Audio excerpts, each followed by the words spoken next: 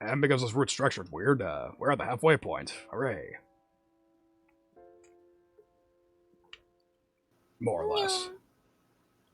Zoom. Alright, where is it? My head's in a spin all through Moto's class. I'm going to have dinner. With Emmy. Who wants to be my girlfriend, no less. A date. And then she kissed me. Oh, that kiss. I keep going back to it, playing it over in my mind again and again. Everything about that moment felt so right. My mind drifts off, lost in thoughts of Emmy. Nakai, hello? It seems like I've drifted a bit too far. Huh? What? Egad, you've contracted some kind of amnesia. Someone get the nurse. The class chuckles at Muto's antics. Sorry, sir. What happened again and all that, right? Exactly. Muto brightens considerably. Well, lovely to hear. Anytime I start people slacking off, after all. I'm doing well, but I hardly qualify as a star pupil, I think. I'm fairly sure that this class is the sort that everyone does well in. It's just memorizing formulas. True to my word, I managed to pay attention for the rest of class. Nakai, may I have a word with you? Shit, I wonder if I'm in trouble for earlier. Sure. Am I in trouble? Muto looks genuinely confused for a moment. Beg your pardon? He tilts his head to one side and thinks for a moment. Oh, that. No, you're not in any sort of trouble. There's just a question I want to ask you. What's that? Nothing terrible. I was just wondering what your, plans for after graduation are. Are you, going to university? Yeah, I guess. I can't really see a reason not to go. Given any, thought to what you study? Not really. No. I figure I'll come up with something when I get there. Muto laughs. Taking things as they come, eh? I'd argue against it, but that's how I did things when I went to university. Well, not really. I knew I'd go into science, just not sure which one. Ended up with physics, but couldn't just as well have gone for astronomy or what have you. Actually, I did go for chemistry first, but there were all sorts of things. Muto trails off and frowns slightly. It takes a minute for him to recover his train of thought, and I wait patiently for him to continue. So, anyway, I did a lot of physics as well because I had an interest in that, but I wasn't sure if it was for me. So I went back to chemistry, and here we are. Yes? He smiles at me enthusiastically, as if waiting for me to confirm that, yes, here is where we are. Somehow I get the feeling that Muto had a plan for this conversation, but I'll be damned if I can figure it out. I'm sorry, I'm not following you. Muto frowns and rubs his chin a bit, looking perplexed. He then snaps his fingers as if he's remembered what the point of all this was. Right, yes, you. Me? Yes, you should look into studying one of the sciences. You're fantastic at it. Unless you'd rather just go into math. Muto makes a sour face. Not a big fan of straight math. I always like the experiments more than the proofs. You're saying I should study science at university? Muto seems thrown off balance by my question. Well, sort of. You could also join the science club. Trouble is, there's not actually a science club, but there could be. You could even be a charter member. A founding father. Of course, you'd need to find other members. But only if you wanted to.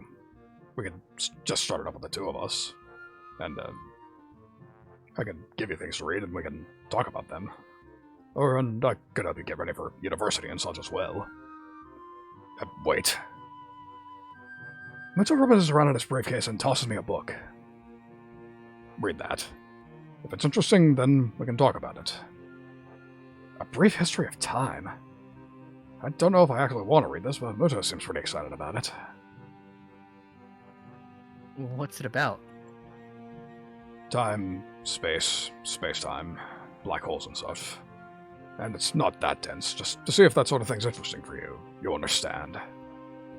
Hang around after class and we can either discuss it or I can show you how to make explosives in the lab. He waves a hand at my quizzical expression. Joking, sorry. Still, I've kept you here long enough for now. Think about science as a career path, Akai. I think you'd enjoy it. Okay, I will. Thank you for the book. I leave the classroom and look up at the clock. Quite a chunk of time to kill until Emmy's out of practice. Shit. Guess I'll give this book a look. I should probably shower as well. Showering before date's only proper, right? I head back to the dorms. I wonder where I'm supposed to meet Emmy anyway. She said after practice, but she didn't say where I'd find her. I guess I can just swing by the track. That's probably the best anyway. If she needs a shower, I can just wait for her in her room or something. Or in the hallway, I guess. That'd be better as well. I take a quick shower, remember to take my meds once I hop out.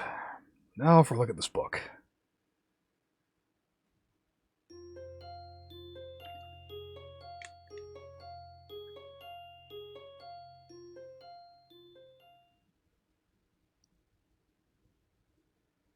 I wake with a start. Shit! What time is it? A glance at the clock reveals that I've been asleep for nearly an hour. Goodness. Emmy's practice should be finishing up soon. I'll throw on some casual clothes and head for the track. Somehow I get the feeling we won't be doing anything fancy for dinner. Emmy doesn't strike me as a sort of very fancy sort of person. Still, I suppose there's a lot I have yet to know about Emmy. Despite our newfound closeness, I still feel like I don't know her as well as I should. Well, I have lots of time to fix that. To be honest, I'm looking forward to getting to know her more. I'm so caught up in my own thoughts that I hardly register that I'm already at the track. Emmy is nowhere to be found. I don't even see any signs of the track team. This could be embarrassing. I turn to head towards the girls' dorm when I hear a shout. Hey, Hisao! I turn around to see Emmy making a beeline for me with a gym bag slung over her shoulder. She changes to some decidedly more casual clothing, a pair of shorts and an olive green top. Her running blades have been replaced by more realistic-looking legs that probably wouldn't fool anyone. Emmy doesn't seem to care about that, a fact which makes me smile. Hey, you came! I mean, I figured you would, but, still. I suddenly find myself wrapped in a rather affectionate hug, and it proves to be impossible for me to keep what must be the world's largest grin off my face. Well, of course I came. I'd be crazy not to, right? Emmy ponders for a moment. That's true. I mean, I'm pretty amazing after all. I shrug in response. Please do not make a drinking game over how much people are shrugging in this route.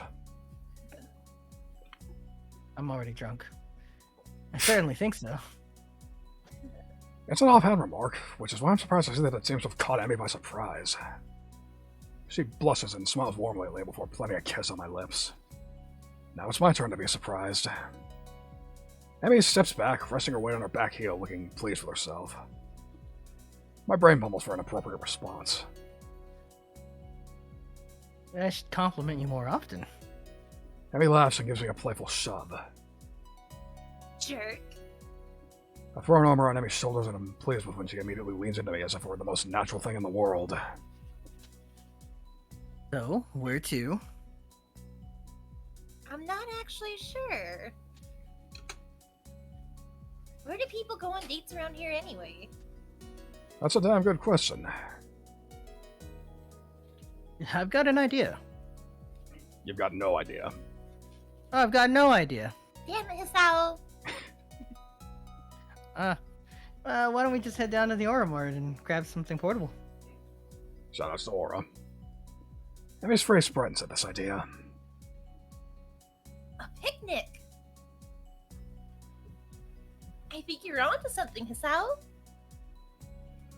Emmy snakes her arm around my waist, and we begin to head for the front gate. I'm entirely unsure of what I'm meant to do in this situation, but at least Emmy seems to be equally clueless.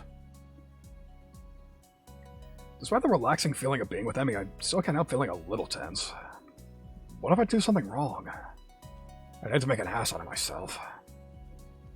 The trip to Aura Mart is accompanied by Emmy's chatter about how practice went. I keep quiet for the most part, merely enjoying the warmth of being around Emmy. We get a few odd looks from passerby, but I don't mind. We'll end up buying some bread and instant noodles, realizing too late that we can't actually cook the latter in the park. Oh, well, I'll make it for lunch or something. That'll work. The park is located after a brief toss of direction that I blame entirely on Emmy. Brief loss of direction. I'm not above it either. She, of course, blames me. We find a spot beneath a tree and sit down. I lean back against the trunk. Emmy sits across from me. I guess I should have brought a blanket or something to sit on, huh? Emmy shrugs. I don't mind. Neither do I. Emmy tosses me a package of bread and we dig in. Curry bread. Interesting. I guess I wasn't really paying attention to what I grabbed in the store. Hey, so you look like your bread's a little spicy. I shake my head, trying in vain to keep an image of manliness. Nah, it's hardly spicy at all. Oh, I see. That must be why your face has gotten so red. Yes, exactly. The lack of spice has, gotten my blood up. Because of the disappointment. Emmy laughs and swallows the last of her bread. Well, if you can't handle it, I'll be glad to take it off your hands. Hey, just because you wolfed down yours so quickly doesn't mean I'm just going to give you mine. Emmy mock pouts, causing me to nearly choke on my bread with laughter. Oh, come on, Sao. Aren't you supposed to be concerned with making sure I've got enough to eat now? We're dating, you know. Though... Emmy looks troubled all of a sudden. I can't say I feel any different. What do you mean by that? Well, what makes this a date? It's just what we would have done anyway, really. This should feel different. But this should feel different because before, when we had lunch, we were friends. And now we're a level above friends. You sound like Rin. Laughter escapes and Emmy grins. Well, she might have put the thought into my mind. We've talked about this sort of thing before. Really? About me? Oh, not really, just stuff, really. Rin thinks that the change from Rin thinks that the change of a label from friend to girlfriend seems arbitrary most of the time. Like there's no difference between the two. At least I can at least think of one, you know. You don't tend to kiss your friends quite as much. For the second time today, Emmy blushes slightly and giggles. I suppose you're right. Exactly. I'm always right about things like this. Emmy rolls her eyes and chuckles. Guess you're pretty smart, huh? I'm not in agreement. Yep. Even Mucho thinks so. He thinks I should go into some scientific study after graduation. Emmy raises an eyebrow. Oh, really? Yeah, I'm thinking I actually might do just that. Really, the more I consider the idea, the more it appeals to me. I make a mental note to look into it a little more closely. So, what are you thinking of doing after graduation? Almost stripped, don't mind me. Still planning on running? Emmy shrugs, seeming almost a bit hesitant. I don't know. If I'm good enough and I can find a team, I guess. You mean you aren't sure? I haven't really thought about it, to be honest. Really? You probably should, you know? Graduation isn't that far off. Emmy fidgets a little nervously. Yeah, well, it's far enough, right? Besides, I've got other things to think about. There's a mischievous flash behind Emi's eyes, and I suddenly found myself gloriously pinned against the tree. Like making sure this is a real date, right? I mean, if we don't kiss, then it's not a date at all, right? I suppose. Strawberries and curry. Not the best combination, but I don't think I mind. Emi sits back on my legs and grins again. There. Science would approve, right? I have the oddest mental image of Muto nodding seriously and making a mark on some checklist. I can't help laughing at the idea. Well, I'll admit, this is the first time I've ever witnessed a kiss being met with laughter. Should I feel offended? No. I'm sure science approves. Emi beams at me, and I find it increasingly difficult to get my brain functioning properly. Oh, good. It is at this point that I notice that Emi has stolen the remainder of my curry bread while I was otherwise occupied with the business of teachers wielding clipboards.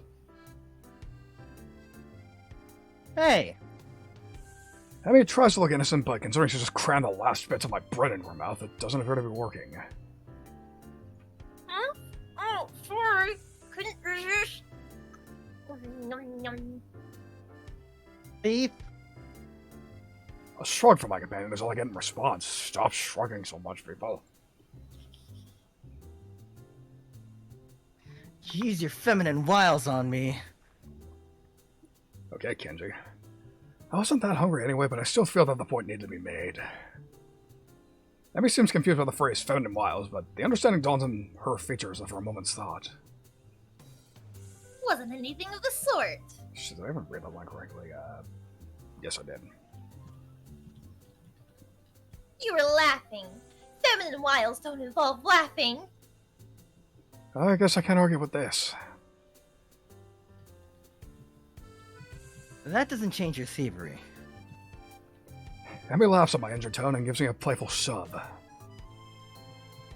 Fine, you can have the instant noodles. Are you kidding? That stuff's terrible. If anything, you should definitely eat it as punishment. Another laugh from the girl sitting on my legs. Both of which have fallen asleep by now. I twitch one leg to try waking it up, which has the unintended effect of unbalancing Emi, who falls to the side with a startled... Whoops. Sorry about that. Legs fell asleep on me. Emi remains on the ground, giggling. I stand up a little shakily, feeling the nerves on my legs return to normal. My eyes wander over the scenery before fixing on the figure of Emi, who has yet to get up. Her hair is splayed out around her head, her arms are spread, and laughter is bubbling up through her mouth. Everything about Emi seems condensed into this one image. Her energy, her spirit, her childish giggling. The urge to lay down on the grass with her rises swiftly from the back of my mind to the forefront of my thoughts, and indeed I am convinced that I would love nothing more than to do just that. Unfortunately, the sun's set, and it's probably time for us to get back to dorms. While I may be happy to stay out here all night, I don't think I have that ability. Besides, homework soon beckons. It would make sense to start thinking about things like university, and then... It wouldn't make sense to start thinking about things like university and then slack off, would it? I extend a hand to Emi to help her up. We should probably get going.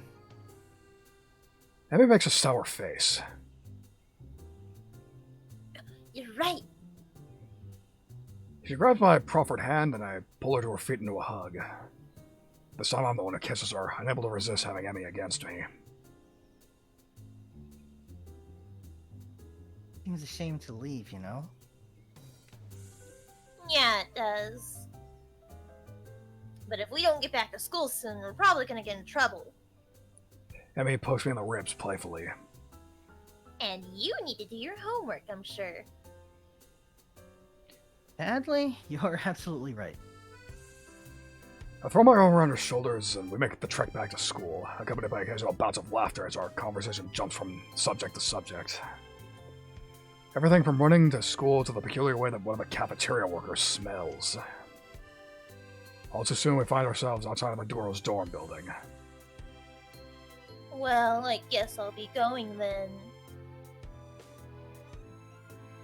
I guess so, huh? Emmy grins at me with that mischievous look.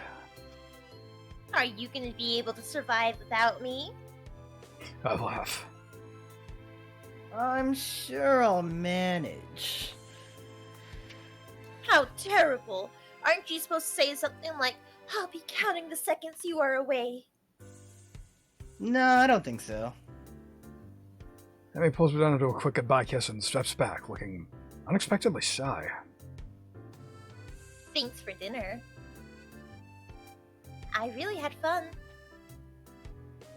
Honestly, I did. So did I. I think we'll have to do it again sometime. Emmy laughs at my deadpan delivery and nods. See you bright and early tomorrow morning, right? You've got to run off that bread after all. Oh, of course. Despite the fact that you ate most of it. Yes, despite that. See you later, Hisao. As Emmy turns her head inside, I notice something weird. Something so weird that I'm surprised I didn't notice it earlier.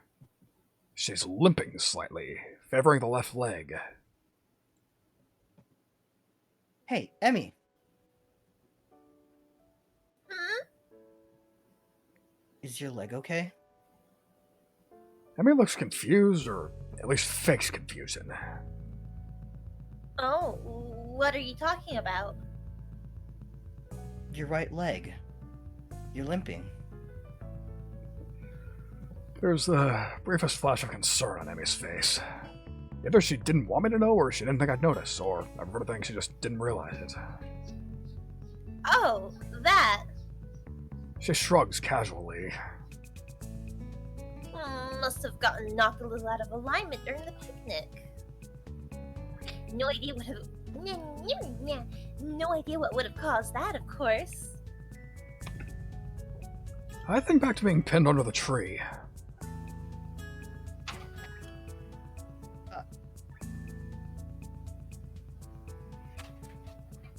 You should have told me.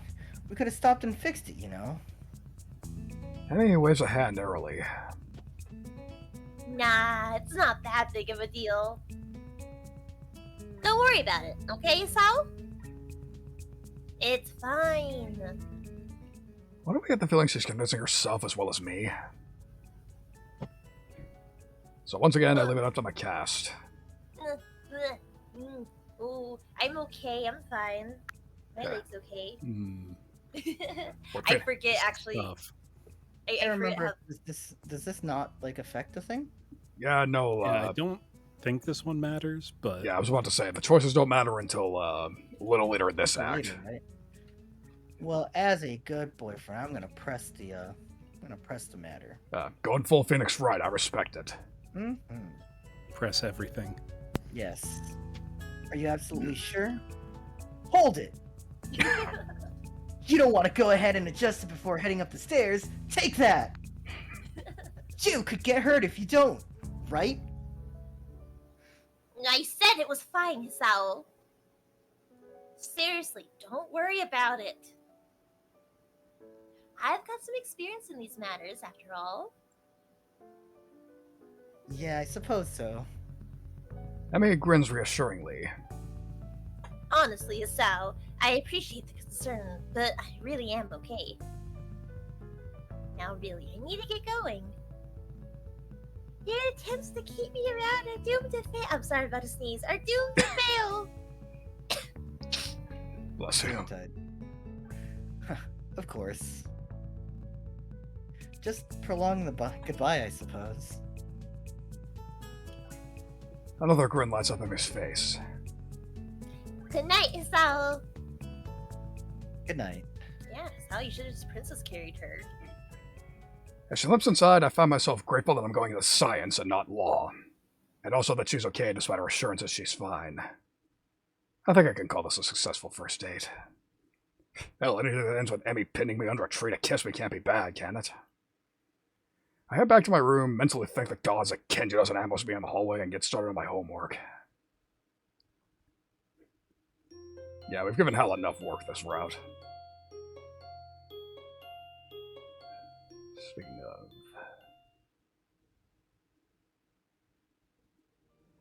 of... the morning's far too early for my taste. It doesn't help that I had trouble sleeping last night. There were simply too many things to think about. My mind refused to slow down. Instead, I replayed the rooftop, the park, and everything else over and over in my mind. There's a small part of my mind that's still paranoid this has all been some kind of joke. That I'll meet up with Emmy at the track and she'll act like nothing happened yesterday. Pushing these thoughts to the back of my mind, I throw on my running clothes and open the door. Emmy's waiting for me with her usual smile. You're late. Or at least you're not early today. Or are you tired or something? I found myself ruefully rubbing the back of my head. Something like that. Yeah. Lots to think about and all that. Emmy giggles at my mild understatement. Yeah, I didn't sleep that well either. I was actually glad you weren't early, because I wasn't early either. I wonder if the same thing kept us awake. The image of her weeping face. Son of a bitch. The image of her weeping face passes through my mind. What kept you up? Emmy's expression falters, but she quickly notices my curiosity and forces a smile. Nothing important. She's obviously not telling me something. The question is, should I press the issue again? Something's clearly been bothering her for a while. I want to help her, but would it just come off as me playing at being a lawyer? She's got to know I care about her, though. Are you sure? If something's bothering you, I'm here to help you sort it out. Emmy laughs then, but it's not her usual laugh. There's an edge to it that seems almost bitter. Sorted out? I'm not sure it can be sorted out, Hisao. An almost grim smile crosses her lips. It's like a smile of resignation. I don't think you could help me anyway. That hurts. That hurts. I don't want to say that it hurts her, but it does. Doesn't she realize I want to be there for her when things go wrong? Well, I won't push you on the matter. But I'm here for you if you decide later that you'd like to talk about it. It might help. I can see the debate raging behind Emmy's eyes. It seems like she wants to tell me, but she's not sure whether she can. Hey, forget about it for now, okay? We've got running to do. The mention of running, something she can handle, brings me back to her usual self. Right! Hurry up and stretch out, Hisao! We've got to get moving! She takes off like a shot, far quicker than I'm used to. Still, I try to keep pace with her, recklessly testing my limits. Gives me a feeling of freedom, like my heart's no longer important. I find myself wanting to laugh, filled with the feeling of moving beyond what I once called my boundaries. The nurse's warnings not to overdo things I go in my mind, and I disregard them. This feeling I have, this willingness to risk a heart attack for something so trivial as a morning run, feels out of character for me. But is it? Or rather, should it be? I've got a weak heart, sure. It'll never be capable of the kind of speed and endurance Emmy's capable of. Though I probably wouldn't have been able to get that good even if I had a healthy heart. Even if we were on the final bend, I feel my legs screaming in protest, but for the first time I ignore them. I accelerate to finish in a sprint, nearly catching up to Emmy. That was never going to happen, of course. Still, I feel surprisingly good. Oh, sure, my legs feel like they're about to catch fire and I'm having trouble staying upright. But there's been a shift of some sort today. And it's all thanks to the girl grinning at the finish line, waiting for me. That felt a little faster than usual. My comments met with a grin and a shrug. Can't have you think I was gonna go soft on you, now can I? But you managed to handle it just fine. Well, I couldn't have done it without you. Still feeling high from the run and moved by a surge of gratitude, I seize Emmy in a hug. Thanks. Really, I'm not just saying that. I'm in your debt. Emmy seems flustered by my words, squirming uncomfortably. Don't be silly, Sao. Someone had to someone had to haul you out here, didn't they? And it's not like you're doing anything for me, right? I needed a running partner, remember? I shake my head, still pointedly not letting go of Emmy, who stops squirming and really looks up at me with a quickly deepening blush that almost seems out of character. No, that's not true. You wanted a running partner, but you didn't need one. If I hadn't shown up the other day to the festival, you'd still run, right? But it doesn't work the other way around. I only managed to make it out a few times before the festival. And without you, I probably wouldn't have made it out I probably wouldn't have made it out all after that. Emmy smiles at me and prods my chest with one finger. You're pretty lazy, Hisao. Hey, I was giving you a compliment. Well, you're welcome, I guess. I'll pay back somehow. Oh, well. I mean, it's not necessary, you know? I mean, I kinda like you, Sao. Being able to run with you in the mornings isn't exactly a bad deal for me either, so... For someone who gets so much praise, she seems unused to gratitude. I can't think of anything else to say, so we fall silent. I become aware of Vivi's breathing and the dampness of her clothing and the scent of her. Coming off anyone else, it would stink. Coming off of Emmy, it fits her in a way nothing else could. Her skin is cool, slick with sweat, and the breeze causes goosebumps to rise. Almost without thinking about it, I lean down and meet Emmy's mouth, which has already moved to meet my own. Her lips are soft and she hums happily as we kiss, sending vibrations from her mouth to mine. There's a startling rightness to everything about this moment. We fit one another perfectly. The kiss ends and I finally let my arms drop back to my sides. Emmy's smiling warmly at me and giggles again. Come on, Hisao. We better go see the nurse. Then it happens.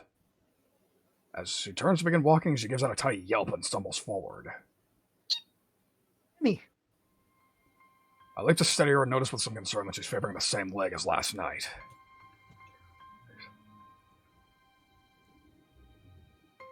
Your leg. Emmy seems panicked and pushes away from me. It's fine. My expression must seem hurt because she hastens to apologize. Sorry. I didn't mean to push you like that. I was just, She stumbles for something to say. It's nothing, really. Hey, don't worry about it. She's so flustered as I had to shrug the whole thing off. But there's a cold, peated feeling in the pit of my stomach now that won't go away. I tried to step in and help her and she pushed me away. Smiling falsely, I shoved those thoughts in the back of my mind and concentrate on Emmy. I just don't want you getting hurt, that's all. You don't have to worry about me, honest. I'm fine. Yes, you say that, but I don't believe you. Why won't you tell me what's wrong? It's like she's getting offended by me trying to help. What am I supposed to make of that? I'm still trying to sort out what the hell happened on the track as we arrive in front of the nurse's office. Emmy raises her hand to knock, hesitates, and turns to me, smiling guiltily. Hey, can you do me a favor? Of course. Can you tell the nurse that I'll see him later? I just remember that I've got some stuff to take care of before class. So I really need to get moving. I peer at her closely and she fidgets under my stare. Yeah, clearly she's just avoiding the nurse. That leg of hers. Well, whatever. I said I'd help and so I will. But I'll make damn sure she sees the nurse before the day's out. Yeah, okay. I'll let him know. I mean, it looks like I've just given her a pony on Christmas. Thank you so much. You're the best, Asao. I'm rewarded for my complicity in her lie by a kiss that makes it all worth it, or so I tell myself. As Emmy heads out of the building, trying hard not to let her limbs show, I knock on the door of the office. Ah, Hisao, come on in. I don't see Emmy with you. She's not sick again, is she? From the tone of his voice, I don't think the nurse is expecting me to say, yes, she's ill. She said that she'd forgotten to do something, and so she had to skip out. But she'll see you later today. The nurse heaves an exasperated sigh. Honestly, that girl. Hmm? She's been avoiding me.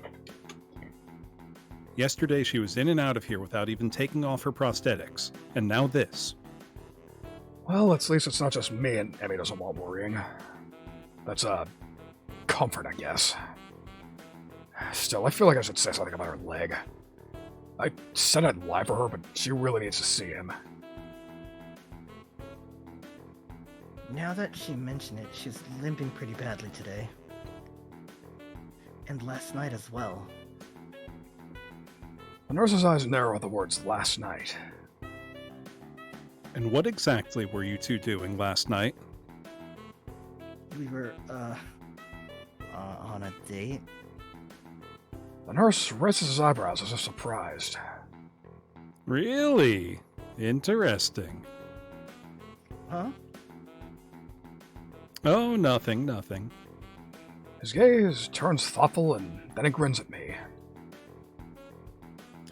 You don't think you could use some of that boyfriend charm to get her to come see me today, could you? Of course. I was planning on doing that anyway. I think she's really hurt and just pretending she isn't. Yeah, she does that. Afraid I'll make her stop running. Will you? I don't like to, but if it's bad enough that she's been limping, well, I guess I'll have to see what's wrong for myself before I make that call. I see. Emmy not allowed to run? Perish the thought. I don't know if she'd be able to function without running. No wonder she's reluctant to admit anything's wrong. Well, I'll make sure she sees you. Good. Oh, and before I forget, He grins at me again in what feels like a vaguely threatening manner. don't forget that I know what medications you're on. You be careful around Emmy. Got it? Jesus, he looks serious too. Got it. Don't hurt Emmy. Wouldn't dream of it. Grand. I'd hate for you to be late. Huh? Late. As in the late Hisao Nakai. He frowns briefly, dissatisfied. Sounded better in my head. Well, at any rate, get out of here before you miss your first class. You've got things to do, I'm sure. Shoot. As I leave, I notice the nurse pulling out his phone and dialing a number. Mako, your daughter's being a pain in the ass again. I better head back to my room or I really will be late. Hey, wasn't he supposed to check my heart rate? The lunch bell sounds and I bring myself out of the stupor I slipped into during the morning's classes. My lack of sleep last night, coupled with the increased pace of this morning's run, has left me a little exhausted. Despite that, I find myself skipping stairs up to the roof. There's a thrill of excitement now, in addition to the pleasure one gets from eating lunch with one's friends. True, both Emmy and Rin are still my friends, but Emmy's become more than that now. Rin's back in her usual spot on the roof, almost as if she'd never been absent. Feeling better, I take it? A raised eyebrow is my reward for speaking.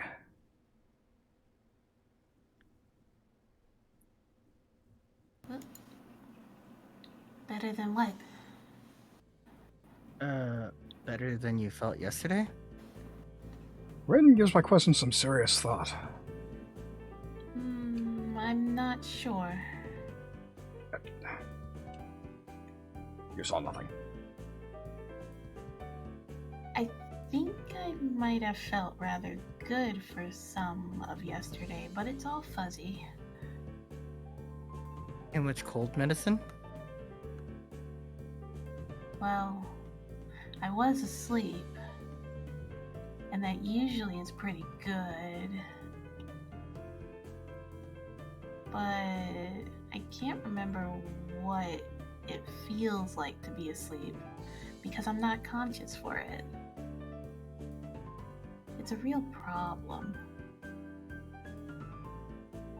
Then again, if I knew how good it felt, I might not sleep anymore.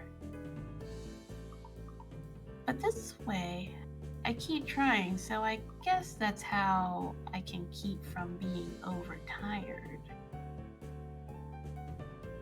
An eternal mystery to keep you sleeping at night? Maybe mystery's the wrong word. Intangibility might be the proper way to describe it. I see. No, I don't see it all. I have no idea what the hell she's talking about, but that's okay. I never do. Do you remember what sleeping feels like? Like, yesterday, do you remember what you felt like sleeping yesterday? Well, I actually didn't get a lot of sleep yesterday. Maybe that's because you remember subconsciously. Actually, I think I was worrying about Emmy. Doesn't Emmy worry enough about herself? I hadn't considered that, but it gives me pause. True, but would she ask for help if she needed it? Rin frowns, and I raise an eyebrow. Will I get a proper answer? Probably not. Is there something she should be asking for help with? Her leg, for starters. This seems to catch Rin's interest. Leg? It's hurt, but she won't see the nurse about it. Rin shakes her head in disapproval. You have to make her. Like, she makes me go to class for her own good. Otherwise, she could lose her legs again, and that's just too weird. Losing things twice. Especially if you don't find them again to begin with. Unless prosthetics are the same as finding something. But that's a different kind of loss, isn't it? I think so. I wonder.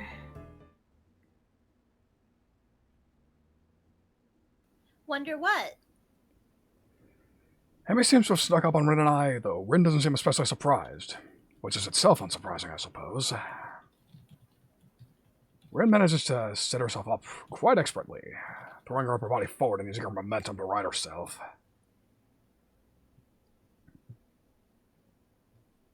Your leg. How's it feel? This earns me a frown and a bit of a glare. It's okay, I think. Not worth worrying about. Tell that to the nurse. He's quite insistent that you visit him, you know. Emmy pouts like I just told her she's been grounded. He worries too much. It's not a big deal, just a little soreness. I try to resist rolling my eyes in exasperation. If it's nothing, then you should have no problem seeing him, right? Emmy narrows her eyes suspiciously. Did he put you up to this? Well, maybe. A little. But that's not the point. I would have reminded you to see him anyway. It would be terrible to see you really hurt and not doing anything about it. That would make it worse, and I don't really want to see you hurt, you know? Call me crazy, but I kind of would prefer to see you happy and healthy. With each statement, Emmy's frown fades a little more until eventually she's grinning, albeit a little slyly. Well, if you're gonna put it that way, then I guess I'll have to see him. Otherwise, you'll keep worrying, and then I'll never hear the end of it, right? That's right. I'll keep bugging you about it. That might put a damper on our dates.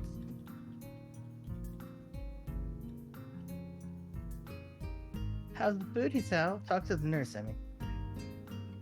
How was your day, Hisao? Talk to the nurse, Emmy. Hisao, I think I'm ready to go all the way. Talk to the nurse, Emmy. See? It doesn't work that well.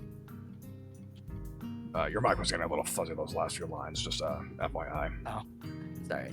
Anyways, Emmy giggles about high-pitched rendition of her own voice and gives me an affectionate sub. My voice isn't that high, jerk! I thought it was pretty accurate. Emmy and I stare at Rin for a while before I burst into laughter. Emmy crosses her arms and huffs, mock offended. You're both jerks. Such vile calumnies from you, young woman. I'm stunned that you would call me, of all people, a jerk. Honestly, I don't know what to think. Emmy sticks her tongue out at me. You ass. So, Rin, how's the art club these days? Rin, seemingly as surprised by the sudden change of topic as I am, takes a minute to think before answering. I believe it's okay. Although Nomiya keeps telling me to work harder. But I don't think he understands my methods. He always struck me as slightly creepy. Rin ponders the statement for a while. I've never really noticed. But I don't pay much attention to him most days, so maybe that's why. How often do you meet? Thinking of joining, Hisao? What? No. I've already decided to join a club. Really? Which one? Well, it's not really much of a club, to be honest. Oh, you joined the tea club? No, I joined the science club, I think. Emmy looks highly confused. We have a science club? Not really, it's just me. Hisao, that's not a club. That's sitting in your room reading books. No, I mean, it's just me and Muto. I'm just the only student so far. Muto, really? A thought strikes her. Oh, is that what you were talking about yesterday? Your meeting with Muto? Yeah, that was our first meeting, I guess. Emmy giggles. Nerd. Hey, I can't help being clever. You know I could have used your help years ago. You should have had your heart attack earlier in life, Isao. I laugh and then realize this is probably one of the very rare times I've laughed about my heart attack. Hindsight. Yeah. The ringing of the bell ends our conversation. Guess we'd better go. Yeah, I guess so. Come on, Rin. You too. Ren has apparently begun to doze off, so Emmy gives her a sharp bump. I almost had it. Sorry, but you need to go to class. I disagree, but maybe if I nap in class, I'll get it this time. Changing location is sometimes helpful for that kind of thing. Neither Emmy nor I bother asking what it is. As we arrive in my classroom, Emmy gives me a quick kiss and heads down the hallway, Rin in tow. I join her into the classroom to be met by the duo of Shize and Misa. Misa seems to be fighting a losing battle to keep her breaking into a fit of giggles once he translates Shize's latest rant. While we are pleased, nay, thrilled to see how well you've managed to make new friends and forge relationships, and with such a cutie too, Ki-chan. I think the last part was probably Misa. We nevertheless feel compelled to politely remind you that public displays of affection are strictly forbidden. Really? That's disappointing, Shi-chan. By Section 8 of the Code of Conduct laid out in the Student Handbook. In this case, however, ignorance of the law may be your excuse, as we are feeling lenient. And the paperwork required to punish the both of you would only add to the already mountainous volume of work which confronts us, the sole members of the Student Council. And besides, you two are adorable together. Therefore, consider this a formal warning, and please refrain from such displays in the future, at least when Shizune can see you, Hi-chan. This whole spiel is so patently ridiculous that I can't help but reply in the same pompous manner. Well, I for one feel enlightened.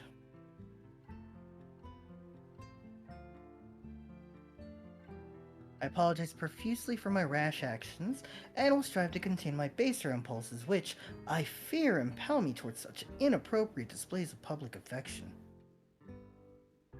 It is hardly my wish to burden an already overworked student council with such petty matters, and will do my best to make your lives easier in the matter in the future. At least, when Shizune's watching. The last line is delivered with a wink to Misa, who finally loses control of her laughter. Well said, Hi-chan. Chuckling a little at myself, we enter the classroom.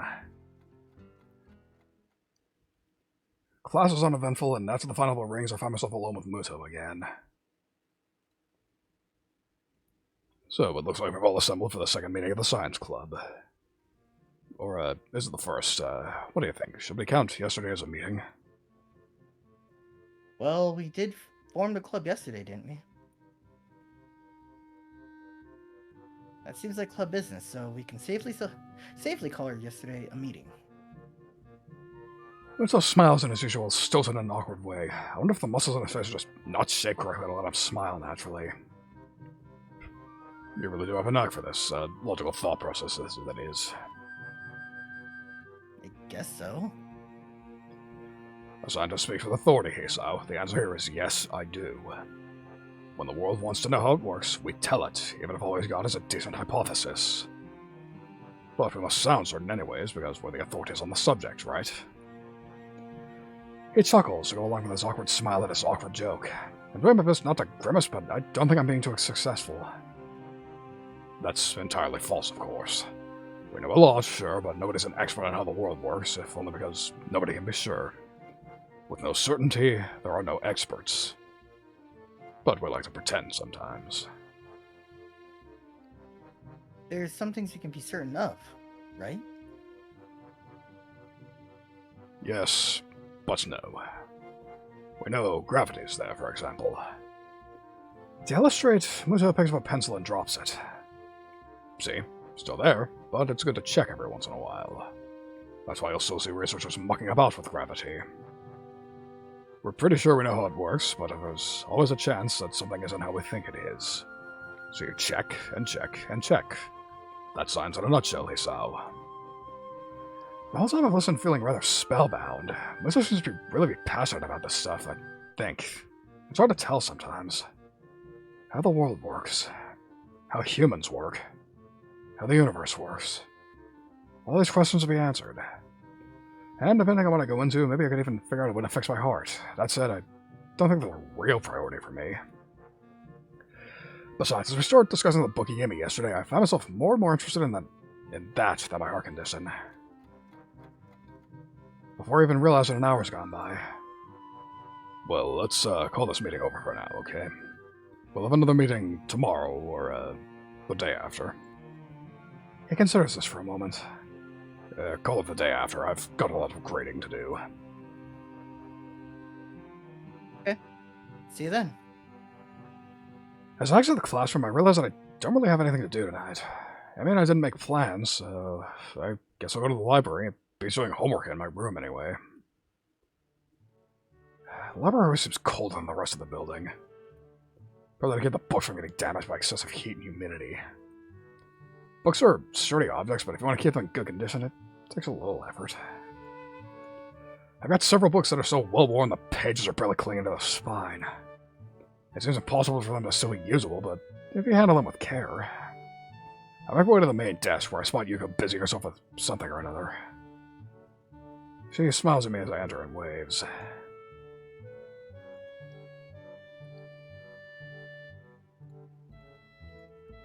Hello, Hisao. Good to see you again. What are you looking for this time? Nothing in particular, I guess. I just didn't really feel like going back to my room is all. Yuko nods. Well, if you're unoccupied, maybe you could help me look for something. Sure, what do you need? Yuko brings a finger to her lips and looks around furtively. She seems to be looking for eavesdroppers. Come closer. I take a few hesitant steps towards her while feeling distinctly unnerved. Yuko lowers her voice to a confidential whisper. I'm on the trail of the Yamaku cat burglar. The what? Shh! The walls have ears, Hisao. Or they might. But listen, those missing books, remember them? Yeah? Well, they weren't missing. They were stolen. I'm convinced of it. I remember you saying something of the sort earlier, but how do you know? Yuko leans in closer and, if possible, whispers even lower. Because I found one of his hiding places. You did what? Yuko looks triumphant. Found one of his stashes. It was under one of the stairwells in the boys' dorm. 3 books I'd been looking for, all there. I'd suspected a thief before, but this proves it. So, did you take back the books? Yuko looks as if I'd suggest she just walk around naked. Are you nuts? He can't know I'm onto him. He might go to ground and evade capture. Huh. So, what do you need my help with, then? Yuko casts another glance around the library and leans in closer. You've got to spy for me. Spy? Yeah, like when you're in the dorms, you know? Keep an eye out for suspicious activity. What constitutes suspicious, anyways? I mean, Kenji's a pretty sus dude, but I'll wager he barely goes to class, much less sneaks into the library to pilfer books. So what's the harm in saying yes? At least it'll get me out of this weird conversation. Yeah, I can do that. No problem. Yuko straightens up and claps excitedly. Great! Now hurry up and talk about something else in case someone comes in. How's the school treating you? Pretty well, actually. I've been running in the mornings with... Emi Ibarazaki, right? Yeah. How'd you know? I served you two in the tea house, remember? I deduced that if you were going to run with anyone, it would probably be her. She looks pleased with herself. Impressive. Anyway, yes, we've been running in the mornings. And, we kinda started dating? Yuko claps her hands together excitedly. Really? That's great. I'll bet you two are great together. I love seeing people find one another like that, you know? I even thought to myself when you walked into the Shanghai that one time, I wonder if that kid will wind up with one of those girls. Really? Yuko doesn't seem to notice my somewhat weirded out tone and nods affirmatively. Yep, I could tell that you'd wind up with one of them, you know? I've got an eye for that sort of thing. Of course. Her expression drops slightly. I'm not so good at it myself. Aw, I'm sure that's not true. Oh, it's true. I met this guy once. We got along really great, but it turned out he was younger than me. And that was kinda weird, but not terribly so. What was really weird was that he disappeared one day and I've not seen him since then. Huh. That does seem kind of odd. Doesn't it?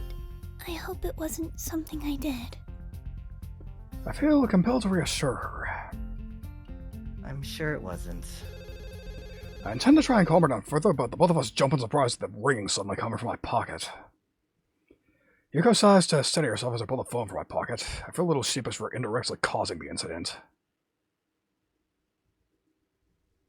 Emmy? What's up? Oh, thank God I had. Oh, wait. Oh, thank God I hadn't called your phone before, so I didn't know if this number was the right one and it would work or whether you'd pick up, and I can't. Whoa, there, Emmy, slow down. What's wrong? There's a pause on the other side of the line, during which I can hear Emmy trying to control her breathing in order to calm down. Something's got her terribly agitated, and it's starting to agitate me. Can you just, can you stop by? Like, now? Or shortly after now? I really, really need to talk to you. There's a tone of pleading in the last sentence that I don't think I've heard from her before. Of course, I'll be right there. Hold steady, okay? In my increasingly agitated state, I've apparently started saying things that don't quite make sense. Okay. I'll be okay. See you soon. I press the button to end the call before slipping the phone back into my pocket, apologizing to Yuko for running off, and run off. Perhaps at some point I would have stopped to think about the time or how suspicious it looks for a guy to enter the girl's dorm at this hour. Except right now, I'm just concerned with getting to Emmy and finding out what's wrong and how I can help her. I knock on the door and I'm greeted with a subdued, "Come in." Something is very wrong as I stare at the scene before me. Emmy's there. Yes. But she's in a wheelchair. And her legs are missing. I glance around the room and see them sitting in a corner looking like they've been thrown there. Emmy responds with a lopsided... Emmy responds to my entrance with a lopsided grin that's both pleased to see me and completely, utterly heartbroken. Hi, Sao. It looks like she's been crying, but if she was, she's stopped by now. I notice I'm a little out of breath having taken the stairs 2 at a time in order to get here. My heart doesn't seem to mind the strain, though. I've filed this happy fact away for later consideration. Like when I'm not staring at somewhat dumbstruck at my girlfriend in a wheelchair. realize like I'm still not responding to her greeting. My brain lurches into gear. Emmy, what happened? Guess I should have listened to you, Hisao. My leg's got a nasty infection. I'm not allowed to run on it for at least a couple of weeks. She gives a bitter laugh that shouldn't be coming from her. I can't even walk on it. I could have used a crutch and kept one of my legs, but I didn't see the point. Why hop? You can't run on one leg. At least this way I can still, I don't know, roll fast or something. Yeah, that's good, right? My awkward attempt to look on the bright side seems appreciated, but ineffective. Emmy shrugs again. It's just kind of a nuisance. I mean, we can't even eat up on the roof now. No wheelchair access. Yeah, but that's not a big deal, right? I mean, we can still eat together, and that's the important thing. That lopsided grin again. It hurts to look at. I suppose so, yeah. But like I said, it's a nuisance. I mean, I haven't really used the wheelchair in... She thinks for a minute. maybe 7 years? Something like that, anyway. A long time. I'm afraid I'm a bit out of practice. Well, fortunately, it's only temporary, right? Emmy nods. Oh yeah, of course. It's not like I've lost them permanently. But it's a pain in the ass all the same. I nod sympathetically. There's not much else I can do, after all. What am I gonna say? I told you so? Although I did tell her to get that leg looked at. But by the time I noticed, it was too late anyways. Do you need help with anything? That is, can I help with anything? Emmy shakes her head and there's a bit of her usual grin back. Nah, I can manage fine by myself. Although if you want to help me over to my bed, it would save me the trouble of rolling over there myself. I think it's time for our final guest of the night to show up tonight. Say hello to Misha, everybody. I blush in spite of myself. Emmy giggles. You're such a prude, Hisao.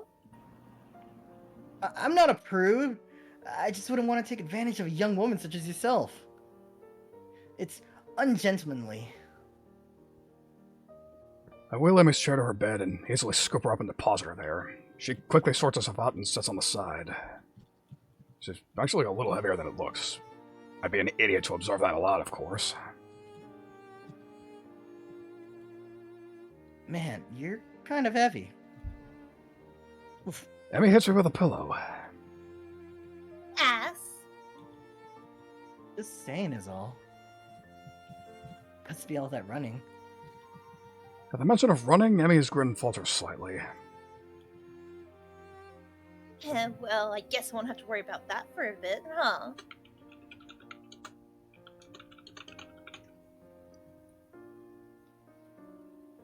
Maybe I'll lose some weight.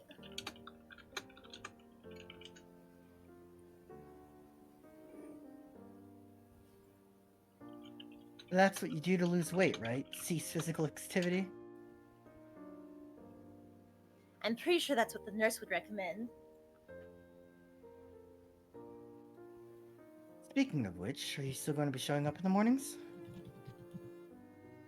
I'd hate to run alone. Oh, shit. Emmy's sudden interjection, more disquieted muttering than anything too profane, caused me to look over in shock. She's leaning forward, trying to cover the fact that she's crying, but covering her eyes with a hand. Of course, the subdued sobbing makes it pretty obvious that she's crying. Hey, I'm sorry. Forget I said anything, okay? I place a hand gingerly around her and pull her close. I can think of nothing else to say or do. How do you comfort someone who's just lost their legs again? Emmy wraps me in a hug and stays that way for a while. Sorry. I'm pretty bad at this whole comforting thing, I guess. Don't say that. I'm fine, really. Her voice is slightly muffled in my chest. I pat her head reassuringly. That's the spirit, right? You'll get through this fine, I know it. Besides, I'm here to help you, remember? Emmy lifts her head and stares at me with tear-stained eyes. Can you? Can you really? She's grinning lopsidedly and something sparkles in her gaze. I can't tell if I'm being mocked or not. Of course, I mean, sure, you're a bit heavy, but... My witty comment is cut off by the sudden press of Emmy's lips on mine. I'm caught off guard and rewarded by hitting my head on the wall behind her bed. Ow. Emmy pulls back, trying to look concerned rather than like she's about to laugh. Are you okay? Sorry. I rub my head ruefully and grin back at her. Caught me off guard there. Is that going to become a habit? Am I going to be lectured by Shizune and Misha more? At the mention of the duo, Emmy giggles. Honestly, those two. If I didn't know why, I'd be utterly confused as to why she hangs around with someone so bossy. Which one are we talking about? You know exactly which one, Hisao. Misha's heartily bossy. So what's the reason then? Huh? The reason why Misha hangs out around Shizune? Emmy waves off my question with a smile. No idea. I see.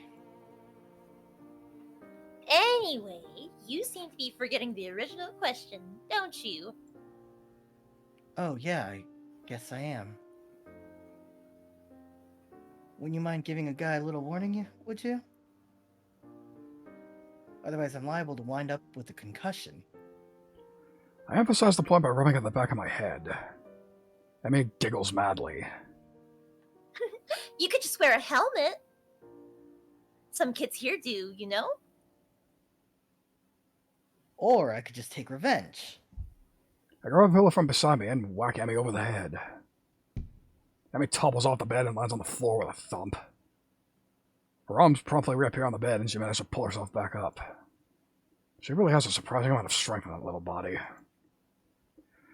Her face is turned downwards and away from mine, making me think I might have accidentally hurt her.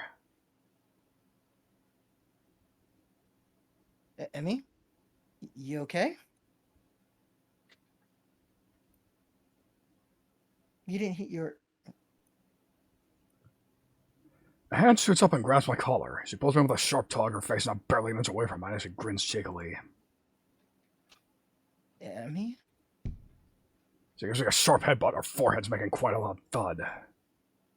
I sit back and rub my now sore head as Emmy smirks victoriously.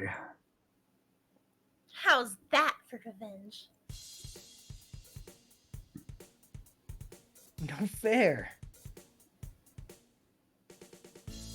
You can't take revenge for revenge. For someone missing most of her legs, Emmy's surprisingly agile. I swipe at her, but she deftly rolls out of the way and lands a hit with her pillow. Of course, the odds are against her. I can stand up for starters. Oof!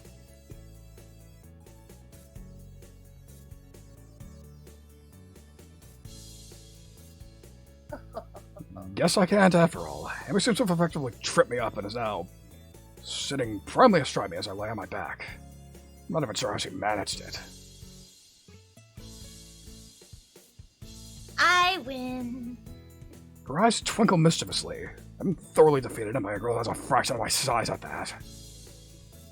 Then again, Getting defeated doesn't seem to be quite so bad.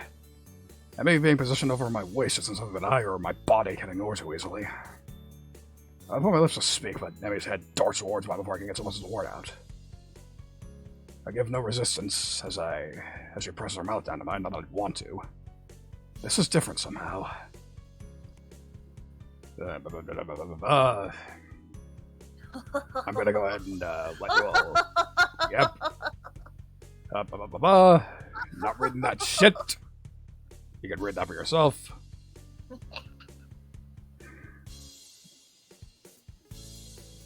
Told you. Oh, okay. I start by agreeing any. Told you. That makes my second win now. What? That doesn't even count. Use your feminine wiles. All's fair in love and war, right? Ha, and you're even blushing. I didn't know you were a blusher, Hisao. You were blushing too, you know. Probably because of your prudish ways. Even I've got to admit that this is a stupid thing to say to a woman who's currently straddling me and has been, up until a few seconds ago, playing tonsil hockey with me. Fucking tonsil. A prude, am I? Well then, let's see who blushes first, shall we? I'm not sure whether the tone of her voice terrifies or arouses me, but that question is quickly made rather moot. You turned off adult scenes, right? Okay. Yo, we got the mango censorship. Yeah, Not suggestive at all. yeah, I don't understand. Tell me what was going on just now. Yep. Oh, Oh, It's not on stream. Misha's covering it. Relax. oh. I mean, Have some faith in they me. get belly button. They get belly button and vagina bones. It's okay. That's all they fucking get. That's not gonna get me thrown off Twitch. So it's oh, she's got her underwear on. It's fine. You can see her panty line. It's fine. Stop pointing it out! It's fine. So did I blush? I didn't notice. Did I? Let me shrug, still breathing a little heavily. I didn't notice either. Well, maybe we should. Gasp. Need to use your window. Yeah, Rin's there. I just have to take her word for it on this one. My first instinct is high, but then I realize I'm still utterly exhausted and sitting next to a topless Emmy, so there's no running away. Rin's eyes pass over Emmy and me and focus on the window. There was a cloud. A cloud? Rin nods. Mm-hmm. I was watching it from my window, but it didn't stay in my window. So I need to use your window. Emmy shifts a little, causing me to cough in order to cover up a giggle of my own. How long do you need the window for? We're busy. This time I can't contain my laughter. Rin ignores both of us and peers out the window. Her shoulders slump and she looks disappointed. It changed into something else. Disappointing. Emmy is having trouble keeping a straight face. Sorry to hear that, Rin. Could we have a little privacy now, please? Rin shrugs as if to say, "Can you?" and hooks her foot around the door, pulling it close behind her. We both dissolve into raucous laughter, unable to deal with Rin's bizarrely timed visit any other way. After our laughter dies down, I looked at Emmy. We're both a total mess. Well. Emmy raises an eyebrow. Well, Again? Emmy grins and laughs, and then she nods. we should probably ditch the clothes this time. And that's the end of that, but Misha's staying up because, unfortunately, we all love our lemon memes, but I'm skipping this entire goddamn scene. No, the lemons! The lemons! We just went over this at the beginning of the stream. They want to see this, they're gonna have to fucking pony up. Gift subs on our channels, fucking Yeah, donations, go right now. polls, otherwise, you want that secret Picarto's stream where we do the skins we skipped over, you're gonna have to cough up. Mm-hmm. Actually, I think Misha could stand to go a little lower. Yep. But the plot! What plot? By the way, the captain's gay. People are missing this important dialogue. Well, they Yeah. need to know that the captain's gay. Okay, short answer. This is all, running captain. Yes, that's all correct. The captain is indeed gay. Things happen. The hot dog goes under the chocolate starfish. No, you Lemon. can't say that like that. Chocolate, stop it! The stupid song. Shout out to Fred Durst. Hate that song so much. Chocolate soft. Oh god, I hate that song so much. Sorry. Well, you quoted it. I know. I quoted it. because it's stuck in my head. The fucking face she has on when she's like, well. It's such a good face. It really is. It's so meme worthy. I'm sure all of you who haven't played the game before wish you could see it, huh? But tough shit. The game's free. Go download it and play it yourself. You have no fucking excuse. I mean, it's been over 10 years. 10 Yes, years. 10 years, that is correct. But still, there are movies that are 50 years old, games that are 20 years old that people still haven't played, still have their plots under wraps. Time is an illusion. We don't talk about that. Fair point. Anyways. Ow, Classes my at the- ass is all you need to know. Yeah. Thank you, Callie. Good Thank summary. you. Look, at least it's only her legs and not the waist down, you know? That's fair. Knock, knock. Who's there? Knock, knock. Door three. That's not how the joke goes at all. Knock, knock. Just gonna give it to you. I already said who's... Okay, why are my faces not working? Holding the wrong button, that's why they're not working. I already said who's there. More importantly, what time is it? Even more importantly, what day? I'm suddenly catapulted into wakefulness by both the fact that the knocking still hasn't stopped and the fact that it's noon. On a school day. Now fully awake, I remember why I was napping. Better not give that excuse to Muto.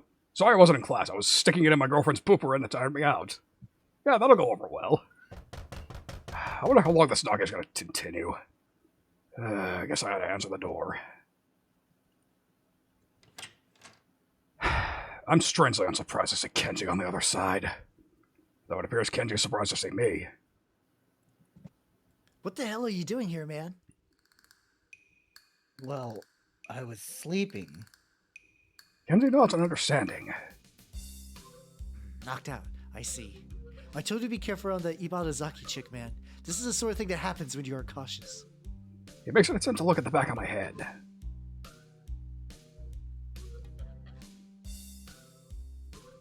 Did she hit you with something? Or was it a drug? Stop trying to touch me. That's for Emmy and Emmy alone now. Kenji produces a flashlight and shines it in my eyes. You got a concussion? I wasn't knocked out. Maybe you just don't remember. This conversation isn't going any fucking where. No, I just had a tiring morning and fell asleep. Whatever, man. If you want to be in denial about this, I guess I can't stop you. But you gotta watch out for that girl, man. She's not safe. What? She's not safe to be around. She's one of our most sinister agents. If you're not careful, there's no telling what could happen. She's brought down stronger men than you know. The hell are you talking about? She's not an agent of anything, and she didn't knock me out, okay? I also highly doubt that she's brought down anyone at all. Kenji looks almost offended. I have no idea why. You don't believe me? That's cold, man. Real cold. I'm just trying to look out for you. That's what friends do, you know? We're friends. I had no fucking clue. Then I gotta wonder if this dude even knows what being a friend even entails. I feel something like pity for him standing there before me. Standing here, I realize that maybe he does think he's looking out for me. I know. I'm sorry about that. Thanks for the warning. I hold my hand out as a sign of peace. Genji shakes a ginger like my hand could possibly be on fire. There's an awkward silence for a few seconds before Genji remembers that he's still shaking my hand. Anyway, I need a favor. What kind of favor? I'm out of money. No, you aren't. You got money you keep in your desk drawer under the black notebook. For emergencies.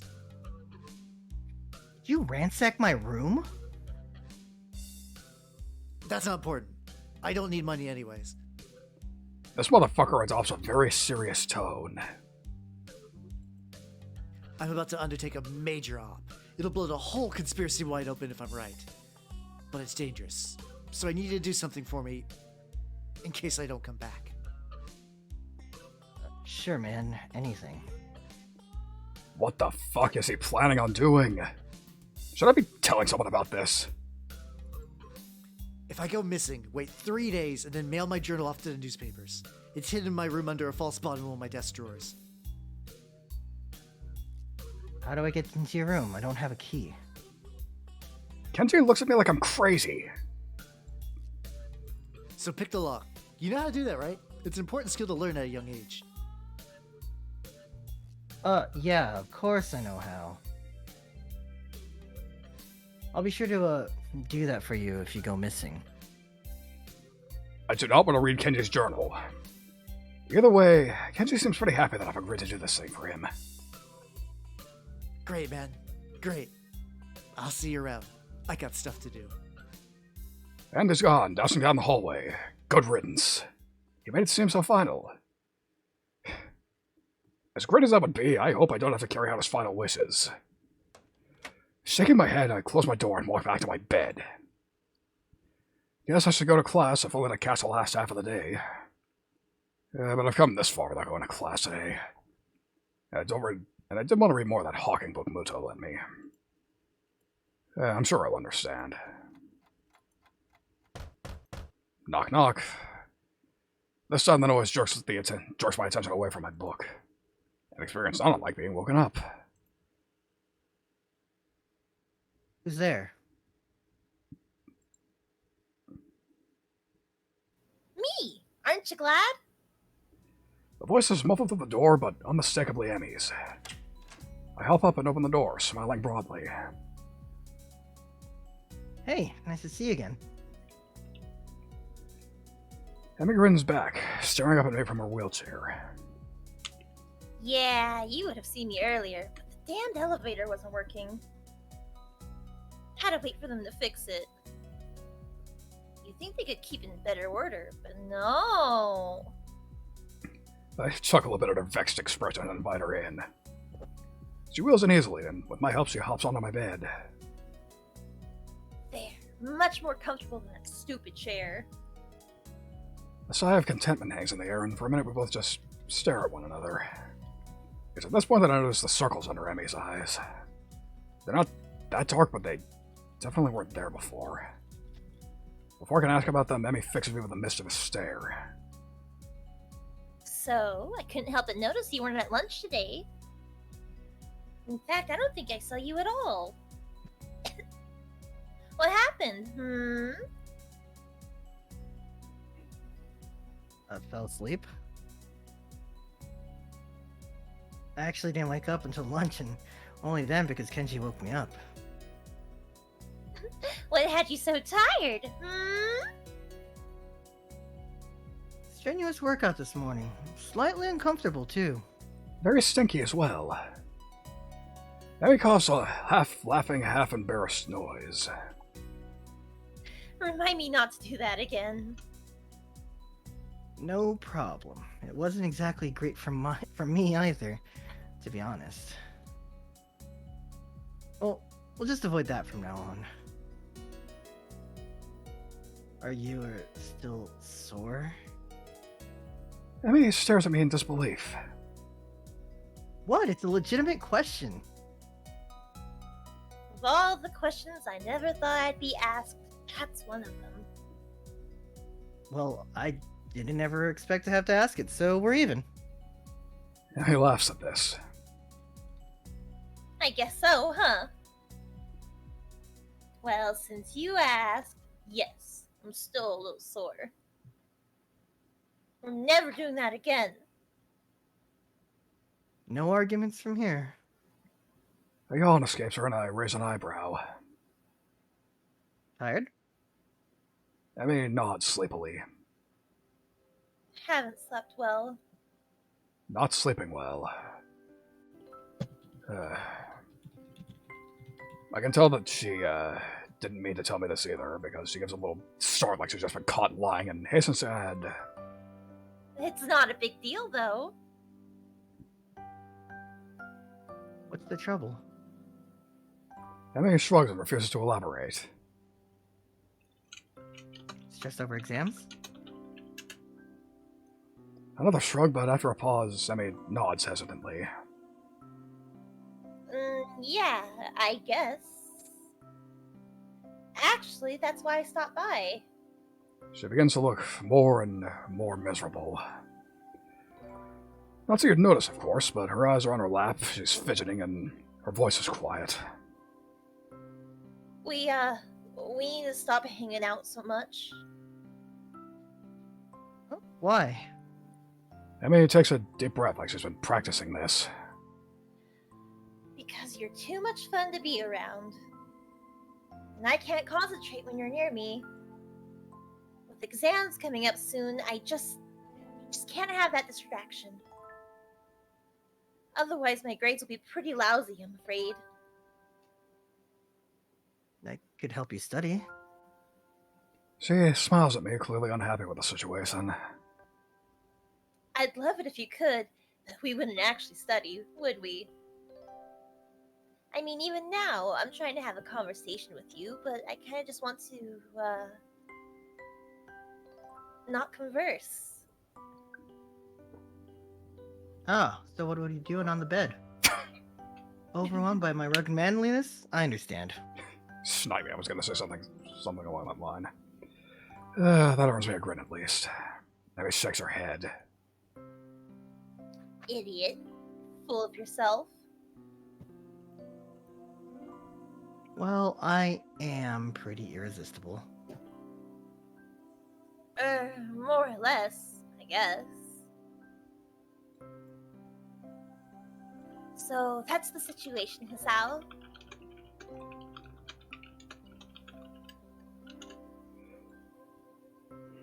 I have too much fun around you, and if I'm going into exams prepared, I need to be alone. Hey, that's okay. It really seems to have been bothering her.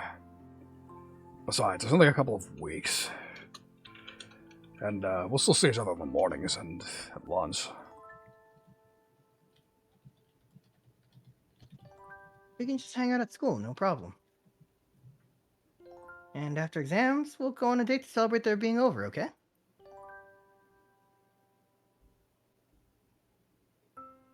Emmy grins, pleased by this proposal. Yeah, sure. That sounds great. As there's a signal at the end of the conversation, she leans in and kisses me. The rest of the night is not spent worrying about exams. Alright, need another break, quickly. Yeah. So, excuse us for a moment. Also, apparently Toma's about to run off, so, Yeah. thank you for your work so far. We still appreciate it. Mm-hmm. Thank you, Toma-chan. Good job. Yeah. Because I don't think Well I done. show up anymore in this route. Actually, you have one Yeah. last scene you're in, but it's one line. You can be, covered. Hello, Raiders! Oh, Shady. Hello, Shady. Hello, Raiders. Ah. Hi, Shady. Welcome to the missed- stream. You missed my butt hurt scene. Yeah. You missed it, I'm sorry. Yeah. Technically, we skipped over that, but, yeah. Awkward timing, though. We're actually about to go on break. Just for a wee little bit. Yeah, just How was your stream, Shady? yes. What Not did you a do? plant. What were Right. you up to? What did you do? Something regarding Well, plants. I You're can tell playing that the much. new Kirby game, right? Yeah. That sounds like a raid message a plant would have. Oh, we got plants in the Oh. chat. Ew. Oh no. Suspicious Nightmare. plant. Oh, Nightmare Reaper. The new boomer shooter, I think. Yeah, what is that? It's a boomer shooter? I think Nice. so. That's what it looked like from what I've glimpsed of other people's streams of it. Oh, okay. So yeah, pleasure to have you on the stream. Sorry that we're going on break immediately after you show up, but Yeah, but we're gonna be continuing. Don't worry, we're on Yep. like Won't be long. Act 2 still. yeah, and we're Act actually 3. We're near the end of Act 3. yeah, I was about to say we're Alright. like 3/4 of the way through the route. So Oh, okay. Yeah, we're doing pretty well. yeah. Maybe Hanako's route was just a little more packed than I remember, but either way, we're going on break, so we don't belabor the point. So please excuse us for a moment. We'll be back. We'll be back as soon as we can. Thank you for your patience. See you in a moment.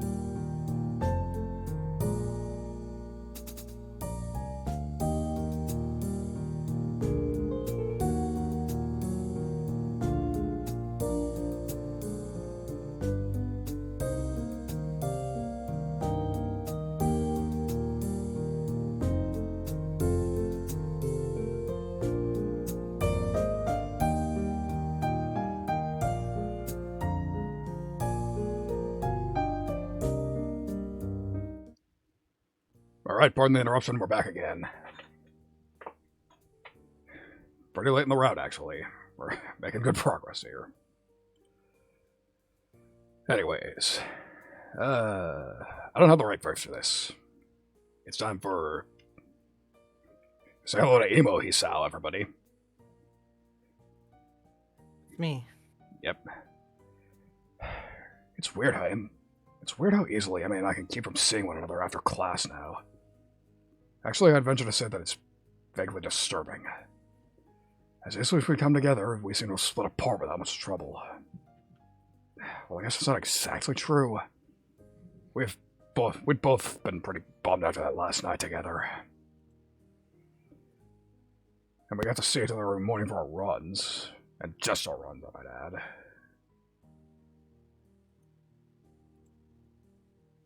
There we go. Lunch too. Especially enjoy lunchtime with her. We have plenty of time. There it is. Yeah, low priority, but I did it anyways. Just because I cared that much about the stream experience. We have plenty of time to talk about everything outside of school, whereas the morning runs have become increasingly businesslike. I think it's because somebody wants to make up for foolery in the storage shed. But no matter how much we joke at lunch, I can't help but feel a little worried about her. She seems distracted more often, and I've got her fidgeting nervously more than once. I never figured her to be someone who cared that deeply about exams, but they certainly seem to be taking their toll. Even though they haven't even started. This is just a run-up, with a deep breath before the plunge. Tomorrow the real trials begin. Or the real exams, anyway. As for me, I actually don't feel that worried about exams at all. I'm not sure why. They're pretty important. My scores are able to determine my odds of getting into a good university. Hell, if I'm a Cavalier now, I could spell doom for my academic career. But going into them, I feel confident that I'll come out the other side okay. Most of the things about the science exam locked up at any rate. Or as he says, the last thing to give you trouble is my exam, so it's way beneath your talents. Then I get some Muto's telling me this. His praise of me carries the veiled implication that anything less than perfect for me would be a disappointment, which has actually caused me to fret more than I should about the exam. It's for that reason that I found myself in the library after class, poring over the textbook. Pretty simple things to look over, some formulas of velocity, a few bits about friction. A walk in the park compared to the dreaded English exam. Never was good with languages. Relatable. As I flip through my notes one more time, my mind begins to wander. After these exams are over, things should get easier. So when we graduated, then off to college, hopefully. I remember my abortive attempt to find out what Amy plans to do after high school. She avoided the subject pretty deftly, as I recall. Well, it seems that just about every time I push her, she dances around the subject. Or distracts me through, other means. Like a few days ago at lunch when Rin wasn't around. I've done it! I'm startled from my reverie by Yuko's triumphant shout. Yuko seems mortified at my sudden starting. Oh my god, I'm so sorry. I just got, and I really wasn't, and it's just that... As she stutters, I move quickly to calm her down before she gets too agitated. Oh, hey. My words seem ineffective. Yuko continues to work herself into a complete goddamn frenzy. And it's a library, and I shouldn't be... Easy there, just calm down. And really, I'm setting a bad example, and now I'll get fired because I can't do anything right. Yuko! Shouting seems to work, though I draw the eye of several other students studying in the library. Yuko snaps to attention like a soldier who's just heard the captain bark an order. Sorry. Calm down. It's okay. You just startled me a little, and that's only because I was daydreaming instead of studying. So really, you got me back on task. This is complete bullshit, but it seems to work. Yuko takes a deep breath and seems to calm down a little. Though she keeps shifting around with a nervous energy that seems awfully familiar. So, what's got you excited anyway? I think I know who it is. Wait. I got in the Yamaku cat burglar. To her credit, Yuko manages to convey her intense excitement in a whisper. I think I know who it is. I got an anonymous tip as to their identity, so I did some spying, and I think the tipster was right. Oh, really? And who was this, burglar? Yuko shuts her mouth, shaking her head decisively. Nope, I can't tell you that. Why not? It's between me and the burglar. I can't risk you warning him that I'm onto his game. He could tip his hand early and blow town. Then I'm left with no perp. When did Yuko start talking like a fucking hard-boiled detective? I wouldn't warn them. Why would I care?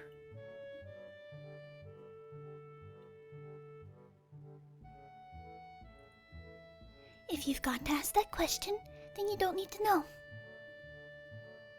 That doesn't make any sense, but okay. Congratulations, I guess. Thanks. What for? The, cat burglar thing? Yuko nods and smiles appreciatively. So, studying for exams? Well, that was the plan. I'm not having much luck, though. Really? Is it because you can't find a book? I'm really sorry. I've been meaning to clean the shelves up for weeks now, but I keep getting distracted. I'm so sorry. Oh, wait. It's not that. I've got my book right here. To illustrate the point and hopefully calm Yuko down, I show her the textbook in front of me. My mind just keeps wandering is all.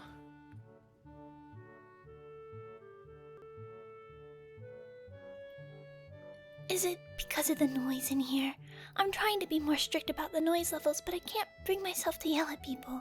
I mean, aren't their lives hard enough without me throwing my authority around? No, it's not the noise level either. I promise. I'm just... Hell, I don't know. Worried about Emmy? Worried about us? Worried about what happens after we graduate? Emmy's been kind of weird lately. Whoops. Forgot to play the damn line. There we go. What do you mean? Well, you know how we're dating now. I just don't know that we're actually, you know, a couple. Or at least, I don't know that we're beyond friends. Though friends normally don't do the sort of things we do. Physically, we're a couple. Coupling, at least. It's like every time I try to find out more about her, or about what she wants to do with her life, she dodges the question. Like the other day, I was talking to her at lunch about some schools I've been looking into. And I asked her, have you looked into any schools lately? She shrugs in response, says no, and when I ask why not, she says that she doesn't think that far ahead. I asked why she had that policy, and she... I suddenly realize what I'm about to start describing and wisely decide to climb up. She... what? She changed the subject. Among other things. Wouldn't talk about it. Maybe it's an uncomfortable subject for her. Or she just doesn't think it needs explaining. Yeah, but it's not just that. Every time I try to find out what's been bothering her, she changes the subject too. It's like she likes being with me, but not getting close to me. Now that I've said it out loud, I feel worse. Yuko digests this bit of information. You know, it seems to me that you're more serious about this than she is. I can almost feel my stomach twist into a knot. She's right. That's exactly what it seems like. But is that really what's going on? I mean... Sorry, I'm just talking nonsense. You shouldn't take my advice, you barely know me. I'm just a librarian, and I'm single, so you can imagine I can't know what I'm talking about. No, I think you have a point. As much as it hurts to even consider it. Yuko seems to try desperately to find a way to soften the blow somewhat. Look, I'm probably wrong, but if you want to be sure of how obviously wrong I am, maybe you should just talk to her. Get some time alone and just ask about it. And don't let her change the subject either. Yeah, maybe I should do that. Or maybe I should just enjoy what I have.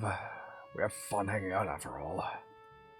And the runs are nice, and the other activities are nice, and talking to her is nice. Do I really need to get closer to her? What I've got now is pretty good. But that's silly. I want to get closer to her. I want to be able to help her out with whatever's bothering her. But maybe I should wait until after exams are over. Maybe she'll brighten up once the stress is past. If she does, then I don't need to worry about it anymore. But if she doesn't, well, I'll cross that bridge when I come to it. I thank Yuko for her advice and head back to my room. Maybe I'll be able to concentrate on my studies in there.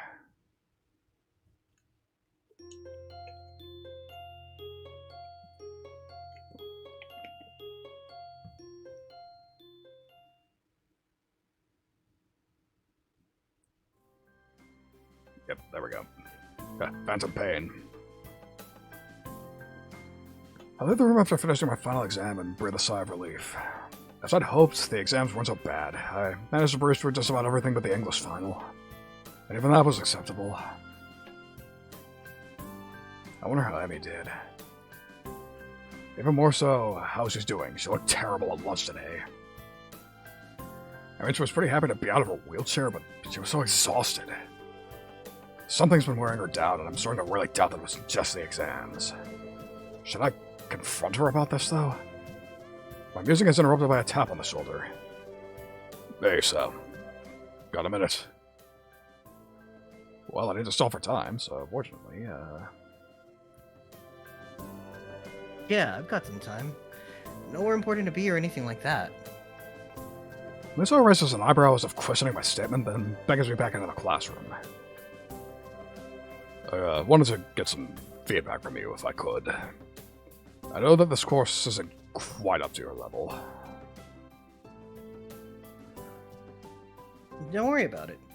The science club activities made more than make up for it. Did they? Well, in fact, that's what I wanted to talk to you about. It's what I wanted to talk to you about. Do you think that was a worthwhile activity, just for my own reference? Well, yeah, it was a great way to go further than we did in class. It's definitely worthwhile. Mitsu seems delighted by my response. That's great. That's exactly the sort of thing I was hoping for. You know, Hiso, I'm glad you came here. It's always good to have a student who really gets into the subject you teach. In a way, it makes dealing with the rest of the students more tolerable. You're a bright kid, too. You took this stuff like a duck to water, or some other such simile. Thanks?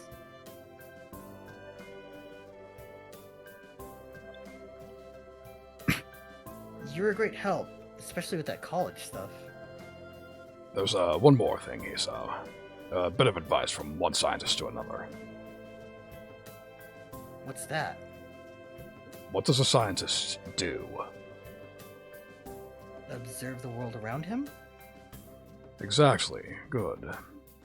A simple question, but one that most people can't seem to answer. That is the essence of a scientist, Hiso. We observe what's there and try to figure it out. But what if there's something you can't figure out? What's a scientist to do if he can't observe something? How, for example, can we talk about quarks when no one has ever actually seen one, or black holes when observing them directly is impossible? Well, scientific equipment's pretty advanced. Mitsu irritably waves away my response. No, that's not it at all. Those are tools. I'm trying to give you a philosophy. Think. If you can't observe something directly, then how can you observe it? I guess? How? How would you guess the movement of a quark? What is your guess based on?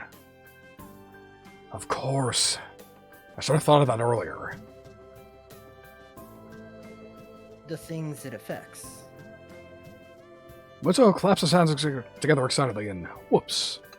Oh, yes, exactly. Good. Remember that, Hisao. If you can't examine something directly, it's because you're looking at it wrong. You have to look at it differently if you want to uncover the truth. And if it eludes you, then look at what it leaves behind. That is the essence of being a scientist. We never stop looking for the answer. Never take anything for granted. Observe, experiment, and observe some more. There's a lot of stuff out there that makes no sense, Hisao.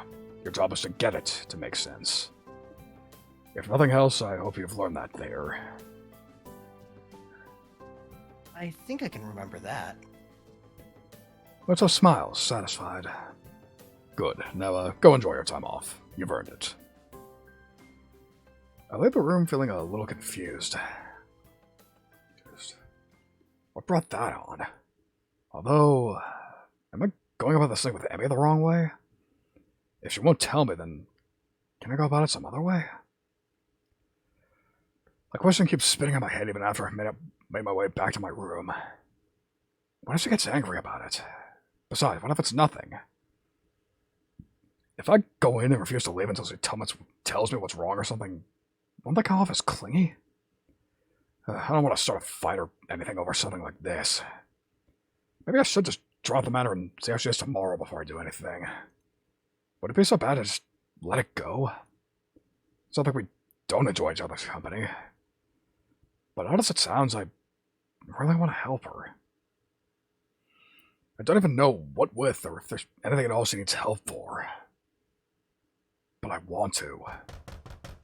Suddenly, a knock on my door rouses me. I open it to see Kenji. Oh, it's you. It's me? That's it? If you had any idea what I've been through, what I've done, you'd be happy to see me, dude. I mean, there was some epic you may never see me again shit. And here you're just acting like I went down to the store for some milk?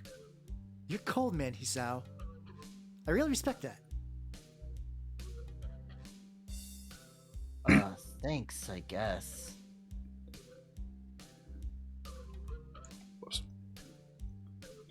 It's smart to play it safe, you know. Don't show any emotion. Keep your cards close to your chest. Unless it's time to show your cards, or you have bad cards. Then you should fold or collect your winnings. Do you understand?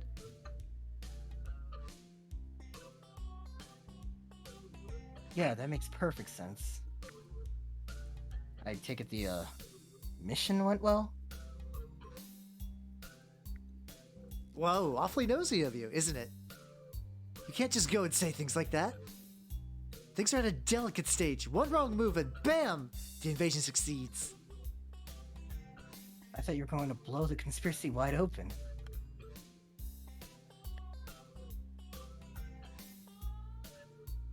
It's bigger than I thought. I need to update my charts. And probably change some of the puppets around. You want to help? I got some whiskey from... somewhere. You can fill me on anything your investigation has turned up. Better not. I'm, supposed to meet her today. Gotta go do that. Can't raise suspicion. Kenji nods in approval. Still keeping it close to the chest, eh? Okay, man. I respect that. Good luck. Thanks. I'm just gonna pretend for the sake of my own sanity that he's wishing me luck and talking to Annie. And if I squint, the whole card analogy he was talking about works here. By the way, that was Kenji's final line in this route, so, let's give another round of applause for Hoppernocked, everybody. How? Yay. Excellent, excellent. Can always rely on him. Anyways. Time to lay it all on the table. Or see if I can't get Amy to do so, rather. With a sense of something approaching purpose, I head for Emmy's room. I help up the stairs leading to her room and knock on her door. Who's there? That's odd. Her voice sounds a little choked. Hey, it's me. Thought I'd stop by.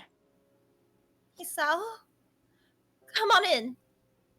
I reached down to open the door only to find that it's locked. More and more curious. Your door's locked. Oh, yeah. Sorry. Give me a minute. In a few minutes, Semi opens the door, grinning. Sorry, I hadn't put my legs on. I was napping. Despite her grin, there's definitely something off. Emi's eyes are slightly red and it looks like she's been crying. Hey, no problem. Are you okay? Huh? Yeah, I'm fine. Just that you look like you've been crying. Oh yeah, Hisao, you're off to a great start on this one. What? No, fine. I'm just happy to see you. She punctuates this with a long kiss that continues as the door slams shut behind us. I know what she wants to do now, and I'm also painfully aware of how badly I want to do it too, but... I break the kiss with a wrench of self-control that almost kills me. Hey, wait. Emi's eyes crinkle in confusion. Huh?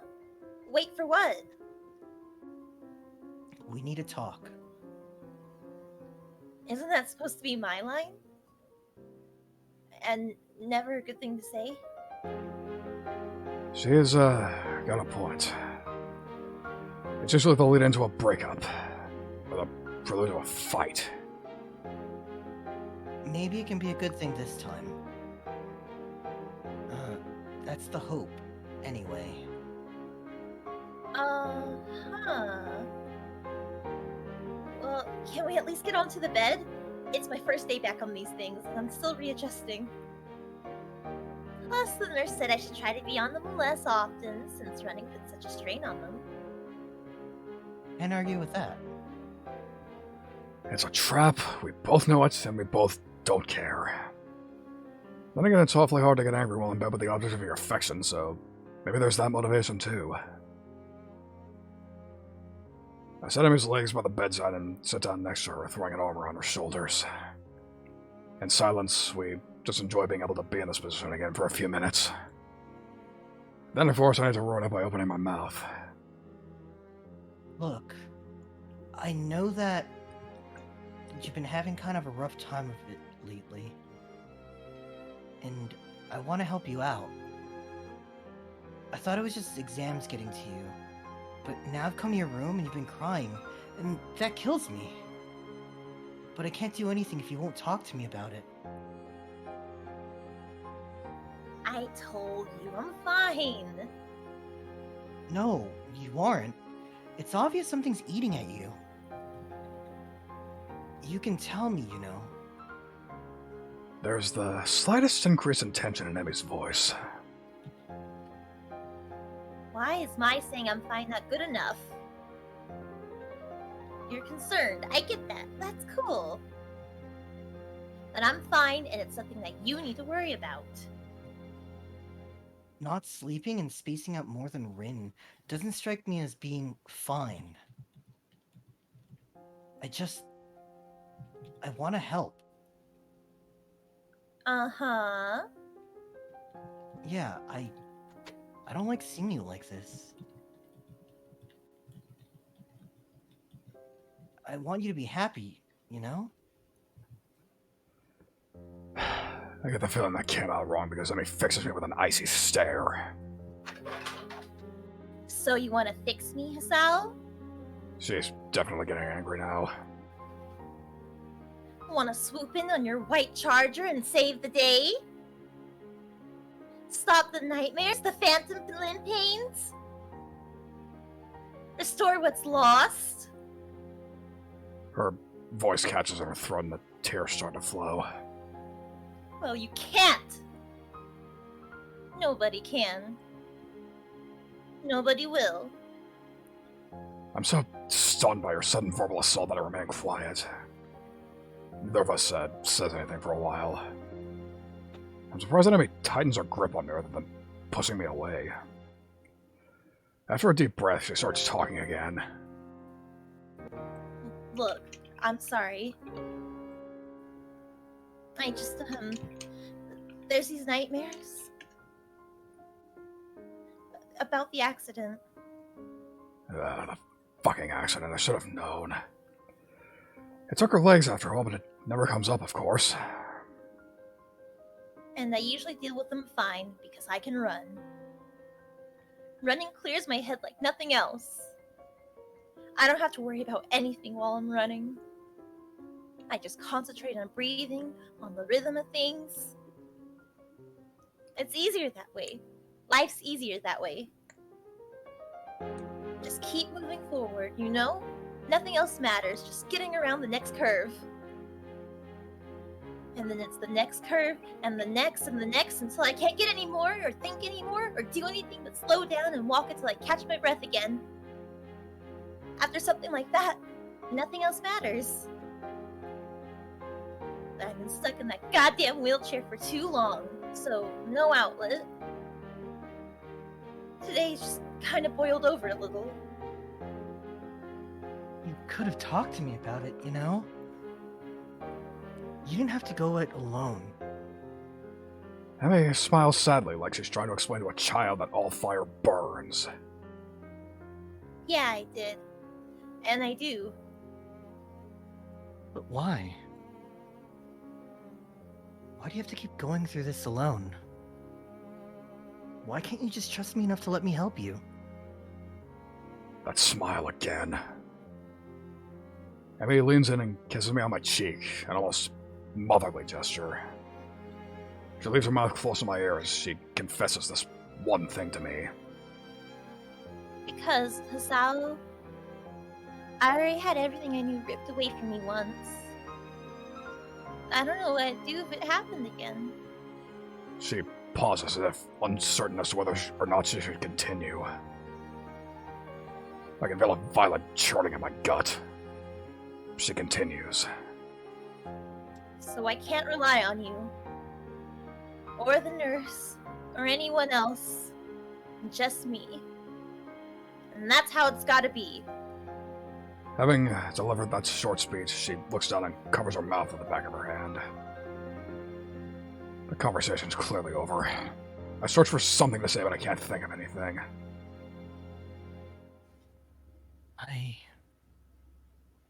Maybe I should go for now. I've got stuff. Emmy doesn't even look up. She sounds tired or relieved. I can't tell which. Okay, Hisao. Go take care of that stuff. I'll see you tomorrow. I get off the bed and head for the door, pausing at the doorway. Hey, Emmy. Yeah? 1,000 things I want to say.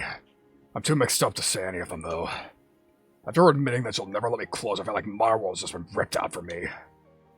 What happened in that accident? I know she lost her legs, but that's never seemed to bother her. What happened there? What scares a girl so badly that she won't accept help even from someone she loves? I don't know. But I want to know. I want to know so bad that being denied that answer feels like a knife in my guts.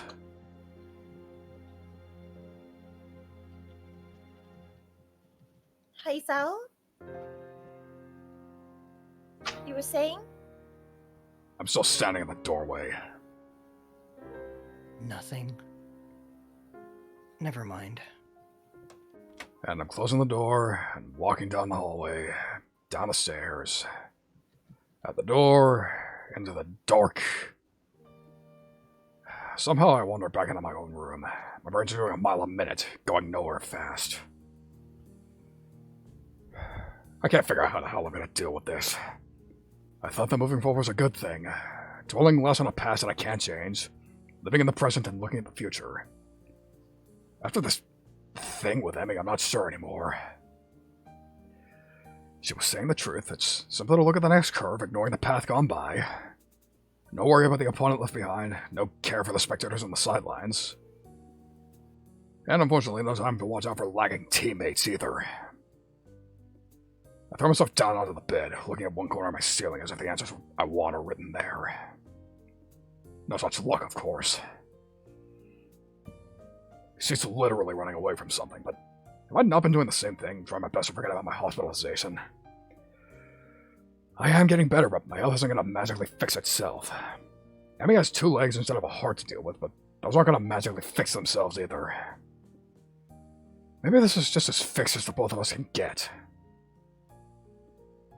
The room becomes darker and darker until I can't really tell I'm looking at a corner anymore. The morning comes too soon on the heels of a sleepless night. Is this how Emmy's been spending her nights? Staring at the wall or ceiling, trying to stop thinking about whatever it is. Her, in my case. That clenched feeling in my gut is still there. I can't rely on you. Words spoken so casually. Almost like she were teasing me or fucking chastising me for suggesting the earth is flat. That's how it's gotta be. The way it's gotta be is bullshit. I feel so miserable that I very nearly decided to skip the run. That'd be dumb, though. It's not something I should do just to see her. Sure, that was the original reason, but it's something more now. I've started to enjoy the running itself. There are worse ways to get the blood flowing anyway. Never thought I'd say so after the first week or so, but I feel a lot better after a run. Like, no matter what else I do today, I've at least done that one thing. It wakes me up too, and Emmy herself said that running always clears her mind. Maybe it'll help clear mine. I fucking hope so. The morning is cool and clear, if a bit humid. Summer's making itself known, it seems. Emmy's already stretching out when I arrive and greets me with a smile and a wave.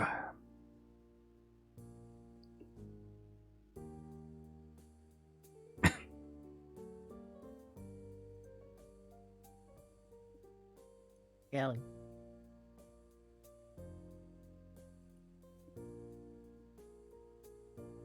Hey, Sal. There she is. The sight of her so chipper is like a fucking kick in the nuts. How can she be so happy after yesterday? I gave a half a wave and I'm surprised to receive a hug. Hey, about last night. Here it comes. I wanted to say thanks. I actually managed to get some sleep for the first time in a while, and I think it's because of our talk. So, thanks. How could she sleep better after our chat? She basically told me that she wouldn't get any closer to me. And that let her sleep well? What the fuck? Emmy either doesn't notice my bafflement or chooses not to notice. No telling with her anymore. Oh, no problem. Glad it helped. The venom that threatens to drip into my voice is controlled for now, but I think I'd better start running now before I do anything stupid. Emmy seems equally willing to get started, and before long we're darting around the track. I can tell she feels more relaxed. Her running has gone back to the more graceful movements I remember from when I first watched her. It's a stark contrast to the almost brutal ways she's been hurling herself around the track these past few days. Our talk really does seem to have helped her. Goddamn pity it couldn't help me. I get into the rhythm of the running, thinking back to when I couldn't afford thinking about anything else but keeping my breathing steady and legs moving. Guess those days are gone. At least for the first couple of laps. I know I did the lack of success I'm having clearing my head, I increased the pace. There's the burning sensation in my legs. The breath's coming ragged in my chest, the pounding in my heart, which I still need to be careful about. But it does seem to have gotten stronger. I can feel it pumping blood through my veins. The sound thrums in my ears, but instead of being panicked as I was that first day in the snow, I'm instead filled with elation. Yes, it's working. My heart, that fatal flaw that landed me here, has improved. I'm able to keep going now, and maybe one day I'll be able to stop worrying as much. Right now, it doesn't matter that I have no idea what I'm about to do about Emmy and me. All that matters is that my arms and legs continue to pump in concert with one another. Nothing else. As I hit the final stretch, I remind myself that running really does help, though not as much as I'd hoped. I do feel slightly better, and as I walk a few laps to cool down, I begin to remember last night in a slightly less emotional manner. Emmy wants me to stay distant from her. I can't bring myself to do so. There's gotta be a way around this, some kind of middle ground I can reach. I don't know what that middle ground is, though. Son of a bitch, I was almost feeling optimistic. Nice run, Sal. You've really improved. Nice run. That's all I can hope for now, isn't it? Congratulations, Isao, you're fucking pathetic. I gotta change my attitude. Well, you know, I am pretty awesome. And yet I just keep saying things that I don't mean. Any second now, I'll be as good at hiding my problems as Emmy is. I like to think so. Why does she do this to me? Something like that with such real affection in her voice that it makes my heart leap. She doesn't mean it. She can't. I must be doing a worse job than I thought because Emmy peers closely at me. Hey, are you feeling okay? Maybe you should go to the nurse, huh? Yeah. I'd hate to keel over on you. Emmy looks a little shocked at my bitter tone. Don't say things like that. You've already done it once before, you know? Why does she act so affectionate? She doesn't actually give a shit. I thought she made that clear. But despite all that, I find myself apologizing, even though I shouldn't have to. Even though she's probably just putting on an act. Hurry. Come on, let's see the nurse. I can't get myself to calm down the whole time. Every time it feels like I've gotten over what happened last night, Emmy does something or says something that shows affection, and I'm back to the beginning. The image of her ending that conversation haunts me. It was like the final twist of the knife that left me feeling bereft of any hope that Emmy and I could be more than what we are. And what are we at this point? A little more than friends who happen to fuck. And really, it's not like I don't enjoy the time I spent with her. Said so the other day myself. I very nearly didn't even bring anything up with her. Was just gonna hop on in there and let it ride, wasn't I? With this running through my head, I find myself in front of the nurse's office, still brooding as he checks out Emmy. Emmy comes bounding out the door, gives me a kiss, and darts off to shower, I assume. Meanwhile, the nurse beckons me into his office to give me the ritual once over. Any problems today? Nah, I even pushed it a little harder today than I have in the past, and I seemed able to handle it. That's uncharacteristically risky coming from you, Hisao. You've been hanging out with Emmy too much. She's rubbed off on you, and not necessarily in a good way. At the mention of Emmy's name, I can't help but frown unhappily in spite of my efforts at control. Well, now, this is new, don't you think? Last I checked, your usual response to Emmy's name was a grin, not a frown. What exactly happened between you two? Because Emmy doesn't seem to be in on it, whatever it is. She looked more relaxed than I've seen her in weeks, which is unusual for this time of the year. What do you mean by that? What do you mean by that? No, there's no echo in here. I'm just an idiot. By what? For this time of year. I keep trying to find out what's been bothering her, but she clams up as soon as I broach the subject. Then last night, she said... Let me guess. She won't tell you because she says she can't trust you. And now you're crushed because you thought that the two of you were so much more than she seems to think, right? More or less. How the heck did you know? Hisao, I'm the nurse. It's my job to know these things. Plus, I've known Emmy for long enough to know that she'd try to do something like this. It's just like her. He says this in the sort of half-affectionate, half-frustrated tone that would seem more appropriate if he had a cigarette dangling from his lips. As is, he seems willing to make do with a pen. Look, you mind if I give you some advice? We all know what his actual answer would be, but thankfully I'm controlling him and I'm not a complete fucking moron. What was it Muto said yesterday? If you can't observe the thing, then observe what's around it. Worth a shot. The nurse knows Emmy better than I do, I'll wager. Sure. I'm open to suggestions. Honestly, I'm kind of lost. Got no idea how to deal with this. I never would have guessed. He grins while saying this. I think he's kidding. Look, here's the deal. Emmy is stubborn. You should know that by now, and if you don't, then you're pretty unobservant. But I'm giving you the benefit of the doubt here. I'm so grateful. Anyway, if she's decided that she doesn't want to talk about what happened, then she's not going to talk about what happened. Has she said anything about what's been bothering her? Even a hint? Well, it did say she's been having nightmares about the accident. Really? You're making progress then. That's good.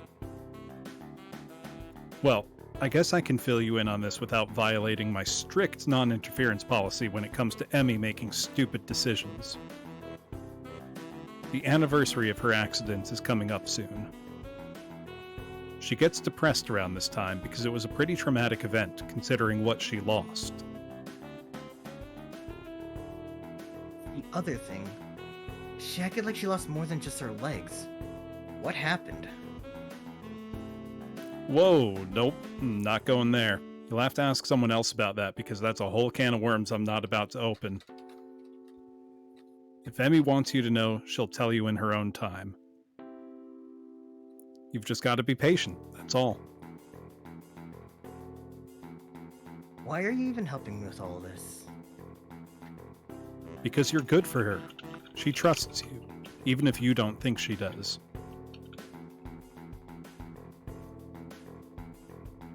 And you've got the best chance out of anyone at the school right now to help her through this time of year.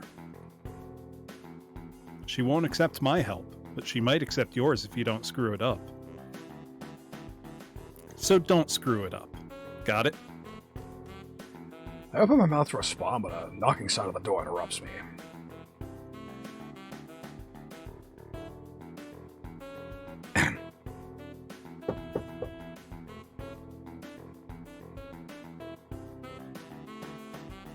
Hey, you guys still in there? Just a moment, Emmy. Give us a second to get our pants back on. Say, The door bursts open and Emmy glares knives at the nurse. asshole. Didn't mean to get your hopes up. Where's my Fujo? Hey. Can we leave me out of this? Contain yourself, woman. Anyway, what's up, Emmy? Forget something? I'd like to remind you you're guessing on my stream. I try to take a more cheerful tone with her. No need to upset her. Two can play the everything's fine game. Actually, I forgot to ask you something. Oh, what's that? You want to come with me on a trip to my house? My mom's making dinner, and I thought you might want to join us. Yes. Well, of course I accept. Not you. Emmy punches the nurse in the arm playfully. Not you, idiot. You were over last week. I was talking to Isao. My time has come. Oh, how interesting. Meeting the parent. I'd love to go, Emmy. Thanks. The nurse raises an eyebrow but says nothing. Great. I'll be in my room. Swing by after your shower and change into something clean and we'll grab the bus. Sounds good. See you in a bit. This time it's me who leans in for a quick kiss before we darting off to my room. What an interesting development. Maybe we're getting close after all. Maybe Emmy's finally ready to open up a little. Or maybe she's just being polite and a free meal seems like a good way to apologize for last night. Great. Now I can't decide whether to be excited, nervous, or depressed. I settle for a combination of all three and hop in the shower.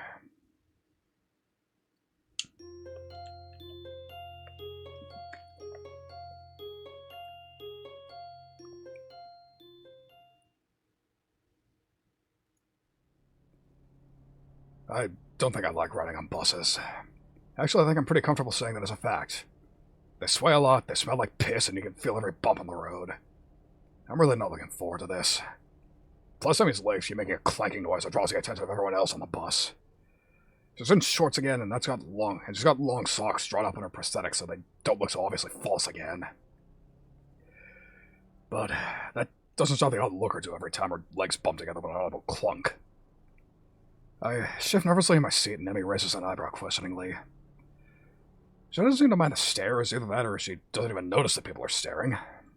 I'm sure she's gotten her fill of odd looks before. After a certain amount of time, I doubt she'd notice anymore. Not that she'd ever tell me if I asked. Another fact is, I'm not just uncomfortable around the bus. I can't seem to come to terms with the fact that Emmy appears to be trying to bring me closer while at the same time pushing me away. The nurse said she trusts me, even if it doesn't look like it. But I'm not sure I can trust the nurse. He's protective of me, just like I'm protective of Emmy, and I'd be likely to say something to make her look good if someone asked me about her. So he might just be doing that. Still, there was something about the way he seemed genuinely surprised that Emmy invited me along. Maybe last night's talk helped more than I think, but I'm still worried. Meeting the parents is a big deal, right? Not that I haven't already met Emmy's mother, but that was just an acquaintance. Now it's going to be as Emmy's boyfriend with everything that implies. I can feel my heart pounding in my chest and echo off that snow-covered afternoon that feels like it was so long ago that it might as well have been another life entirely. Except then, I didn't know what was going on. I also didn't have medication to help prevent things from spiraling out of control. I've come a long way in terms of my physical health, and for the second time today, I feel like I've been able to live normally now, or at least as normally as possible. Now, if only I could manage my relationship as well as I manage my heart, I'd be in great shape.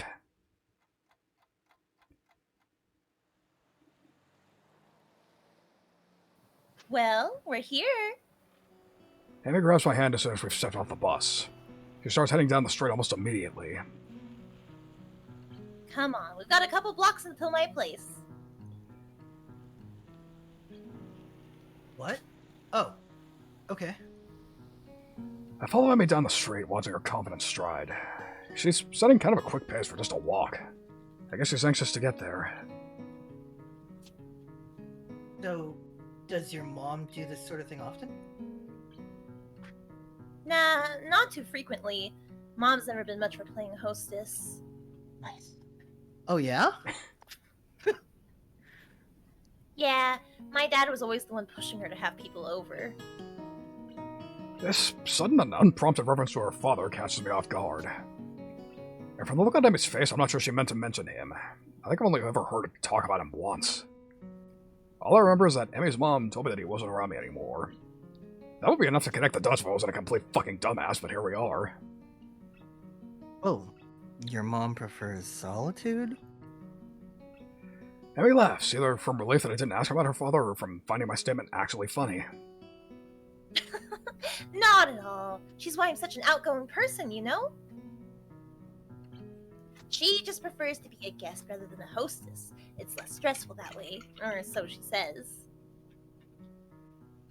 Clearly, she's never had to meet her girlfriend's mother for dinner. Emmy giggles again and speaks in a teasing tone. Nervous, Hisao? You shouldn't be, you know? It's not that big of a deal. Just dinner at my house, that's all.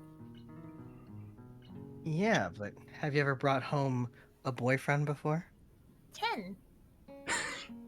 I I almost read that part, sorry. I confess that part of me dreads hearing the answer to this. I know very little of Emmy's past relationships. I don't know if there even were past relationships. No, I guess I haven't. Hey, maybe this really is kind of a big deal after all. Oh, good. Now I feel twice as nervous. Though, to tell the truth, I'm pretty happy to hear that I'm the first one. Maybe we've got something special after all. Bolstered by this new thought, I've managed to calm down considerably by the time Emmy knocks on our front door. Hey, Mom, open up. We're home. The door swings open and Mrs. Ibarozaki stands grinning at her daughter. The grin is still surprisingly similar to Emmy's. I'm never gonna get used to that. You know, people normally wait a few minutes before they start shouting at the door. And most— oh, fuck. I have to go back and forth. Okay, I got this. And most mothers say hello to their daughters instead of scolding them right away. Of course. Welcome home, dear. I've missed you. An affectionate hug later and we're inside, and it's only then that Emmy's mom seems to remember that I'm actually here. Damn, bitch, you live like this? Oh, and hello to you too, Sao. How are you? Oh, I'm quite well, thank you. Nice to not have school to worry about for a little bit. Oh, yes, you finished up your exams, haven't you? That must be quite a relief for you both. Certainly a weight off my mind, that's for sure. Fucking So, asshole. are you fucking my mom? Mine too! I think I slept well for the first time in a week The last adults are night. talking. The adults are talking. Fucking dick, Oh. dude. Okay. If this is a surprise to Emmy's mother, she doesn't show it. Still, her response betrays a note of interest. Oh, is that so? I'm very glad to hear that, Emmy. You know, I get worried when you get all wound up about, well, exams. Certainly, Emmy's mother knows something that I don't, or rather, she doesn't know that Emmy's told me about the nightmares. It's interesting being able to observe how Mrs. Ibarozaki covers for Emmy. That protective instinct to make sure that I don't know any more than Emmy's willing to tell me. I suppose Emmy's got more in common quirks than I ever realized. Moves around fast, it's impossible to understand through direct observation, yet she has an effect on everyone she encounters. I wonder if Mrs. Ibarozaki will figure out that I know about the nightmares, or if she's just keeping everything secret from everybody.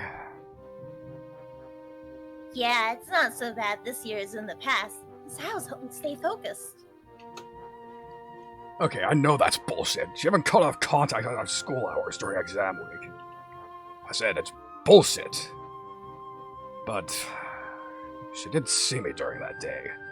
And she told me more than once that the morning run was the only thing she looked forward to during exams, so maybe it's not that much of a lie. Either way, to hear that being around has helped even a little makes me feel a little better. Emma's mother raises an eyebrow at this statement. Either she doesn't believe Emmy, or she's as surprised as I am. Well, then it appears that it's good that you two have come so close. I read that dumb. I'd like to tell— Nyam, nyam, nyam, nyam, nyam. I would tell you to take good care of my daughter, Hisao. It looks like you're already doing that. You have no idea. I put it up for pooper, ma'am. I'm sorry. Your daughter calls me mommy too.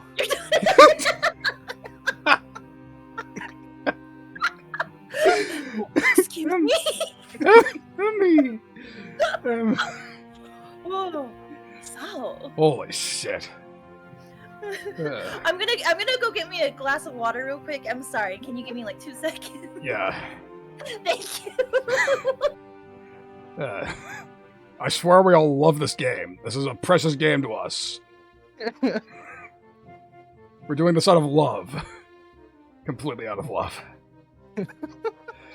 Emmy grins at this and seems to take pride in my having managed to ingratiate myself with her mother so easily. Actually, I'd say your daughter's been the one taking care of me. She's gotten me out and, running. For fuck's sake. Okay, I'm sorry then.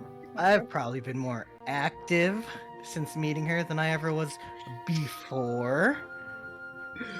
I'd actually never thought of it that much, nor had I ever appreciated the humor of it. I wasn't too active before the heart attack. Pickup games and soccer don't really count since they weren't that common. And I certainly didn't have a sex drive to speak of. So now that I know for sure that I have a weak heart, now I run every day, pushing my luck with the help of my medication. I chuckle quietly, then I realize that I left something out, and also never finished my sentence. Well, before I had my heart attack and wound up on school here. It comes out so casually. There was a time where I would have thought twice about talking about what was wrong with me at all. But now it just seems silly to care, especially in the company of Emmy and her mother. If Emmy can be that cavalier about her disability, then so can I.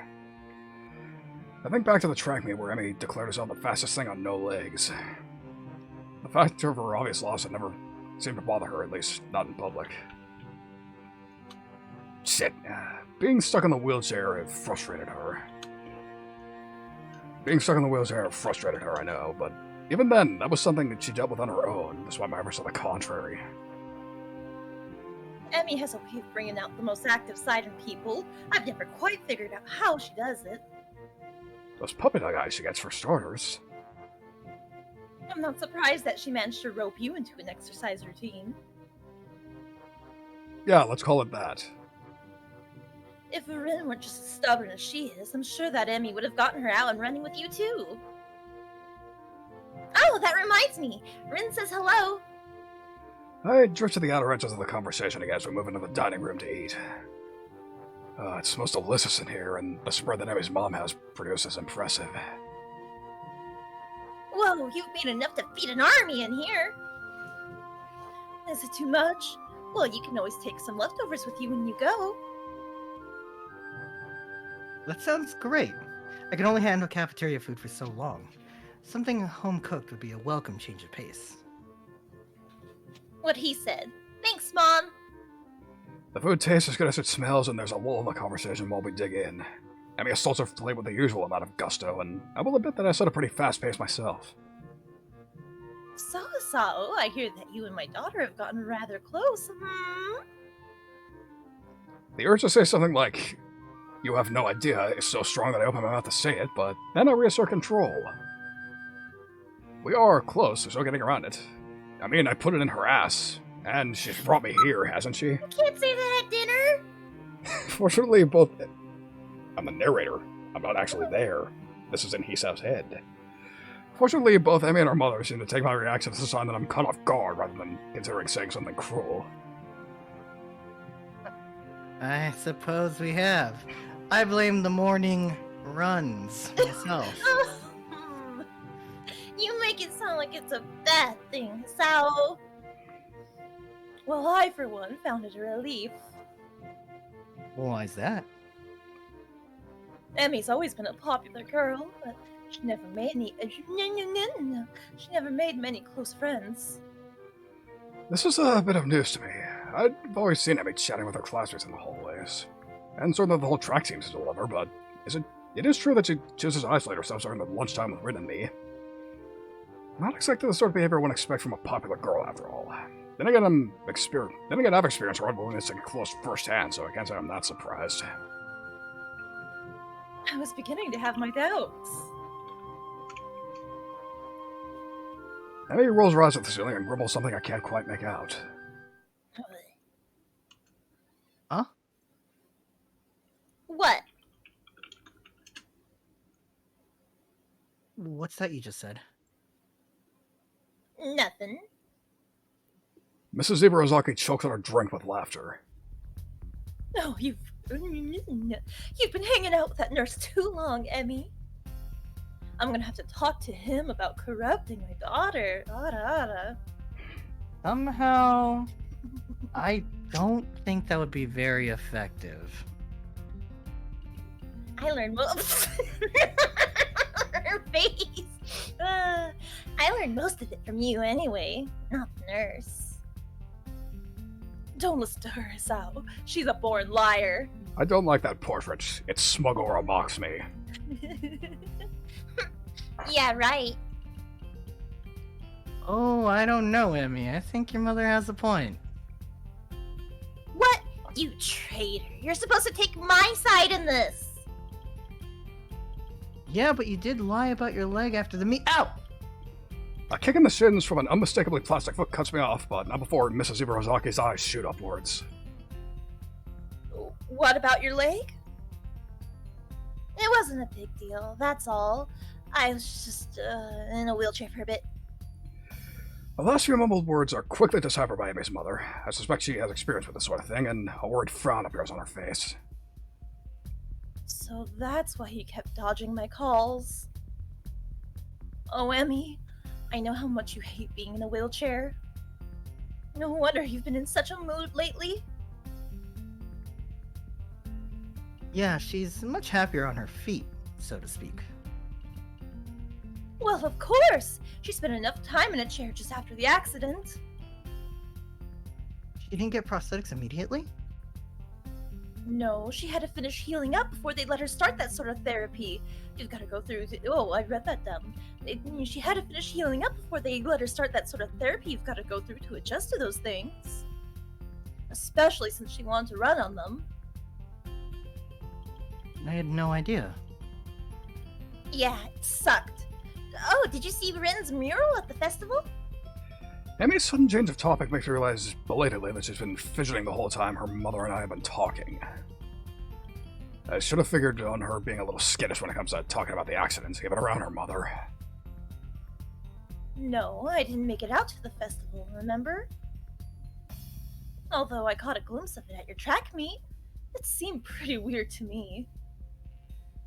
I think that's more or less what she was going for. She talked a lot about it being dreamlike, or trying to make it dreamlike. Rin's art is one of those things I don't think I'll ever understand. That's not surprising. I don't think Rin expects to be understood. Oof. She told me once that art allows people to understand stuff they wouldn't understand otherwise, but all the same, she doesn't think it actually works that way. I'm surprised that Emmy's talked about this with Rin extensively enough to actually have Rin's opinion, such as it is. Although I expect that Rin could not, if she were so inclined, say the same thing about Emmy's. Unless, of course, Emmy's purposely keeping me in the dark about everything, which is likely, but unpleasant to think about. I drift down this unpleasant train of thought for a while, losing track of the conversation. Hey, Emmy, I've been meaning to ask. Huh? Are you gonna visit your father this year? From the way she says it, you'd think Emmy's mother was talking about the weather.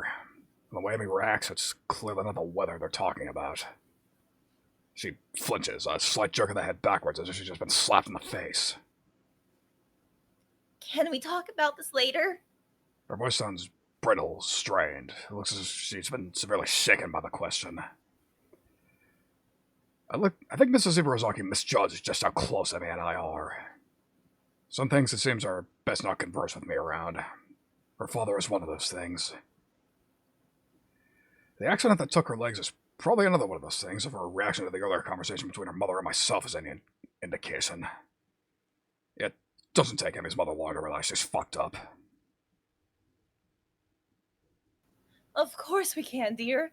I'm sorry to bring it up. I just wanted to ask so I can make plans. It's fine. Don't worry about it. Emmy fidgets nervously, as if embarrassed by her own reaction. I confess that her reaction is confusing. She only just mentioned her father to me earlier today, less than a few hours ago, even. Why does such a simple question about that, when she'll visit her father, cause such a strong reaction?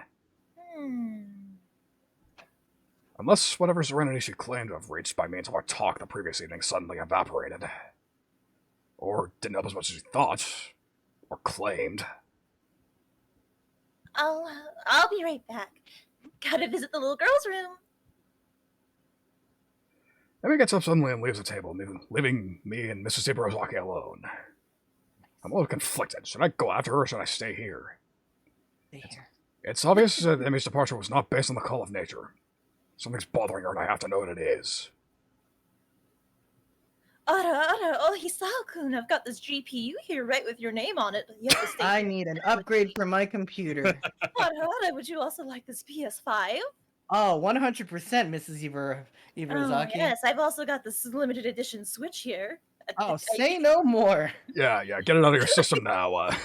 I'd like to play the scene at least somewhat seriously, if that's alright. Oh, this scene. I don't know what the proper one is for this one. Yeah, just, it's out of your system, right? Yeah. Hold on. We are Okay. going to do it, Mrs. Ibarazaki, and that's how it's gonna be. Oh, Your you would daughter do it and with I- a hag like me? Oh. You're not a head. Yeah, you're not. You're You're- beautiful. You got less baggage than your daughter, that's for goddamn sure. I mean, look at you. You got a fuller chest and legs. Well, thank you. I do, not. Don't forget the lack of emotional damage. Oh, I can't wait to tell my boyfriend about this. Anyway. Oh, I didn't tell you he saw. I'm sorry. Oh, it's okay. All right. I think I got this out of my system. Unless she says something hot. I doubt that. This is a. Lemons. I know. Don't God worry. fucking. I'm literally Okay. about to piss myself laughing, so let's get this scene out of the way so I can take a. Yeah. Oh, for the love of fuck. So, yeah. Fun fact, this is the last choice of the route. If we pick this one. Do you know? I don't remember which one does which. So, this, we go after her, she gets pissed off at us, and then we have to talk to Misa. And then we either get the good ending or else the bad ending. We choose this one, we're straight shot to the good ending. No more choices. Yeah. Oh, should we just talk to her mom? Yes. No Yeah, shit, let's that's do what it. that's what the last fucking 5 minutes of conversation was about, wasn't it? Yeah. Pretty much. Anyways. Okay, serious time. Real talk. There's an awkward silence at the table for a while after Amy dashes off. I can't think of anything to say. Abby's with her sighs, breaking the silence. Oh, sorry about that, Isao. I sometimes forget that Emmy's touchy about certain subjects. And I was talking about the wheelchair thing, too. Did I go after her? Oh, heavens no. She didn't leave the table to continue the conversation, you know? But if she's troubled, shouldn't someone help her? If it were anyone else, I'd say yes. But my daughter's stubborn as a mule, and if she wants to be alone, it's best to let her be alone. Otherwise, she'll probably say something she'd regret, which would cause you to say something you would regret, and I would prefer that dinner doesn't end with one or the both of you storming out of the house. If that were to happen today, I'd be a terrible hostess, wouldn't I? I've already acted as a fool once today. That's okay. I shouldn't have brought up the wheelchair, apparently. Mrs. Ibarazaki frowns, clearly more bothered by Emmy's omission than she'd let on. I wish she wouldn't do that. It just makes me worry more, you know? She does this often? What, running off to the bathroom? No, I can't say she does. Keep injuries from her mother, though. Well, that's a little more common. Every time I catch her lying like that, she assures me that's the only reason she didn't tell me is because it wasn't a big deal. Any consolation, I'm sure the only reason I knew about it at all was because I saw her every day. This was a dry truck over across the table. Mrs. Ibarazaki sighs, a little sadly. Oh, still hesitant about getting close to people, huh? I keep hoping that she'll get over that. It's funny, really. She bounced back so well from the accident in so many ways. I guess some things really never go away. From the looks of it, the whole thing still bothers her, too. She seems to be a little more willing to talk about the accident without Emmy around, though. Hey, I've got a question, if it's alright. Oh?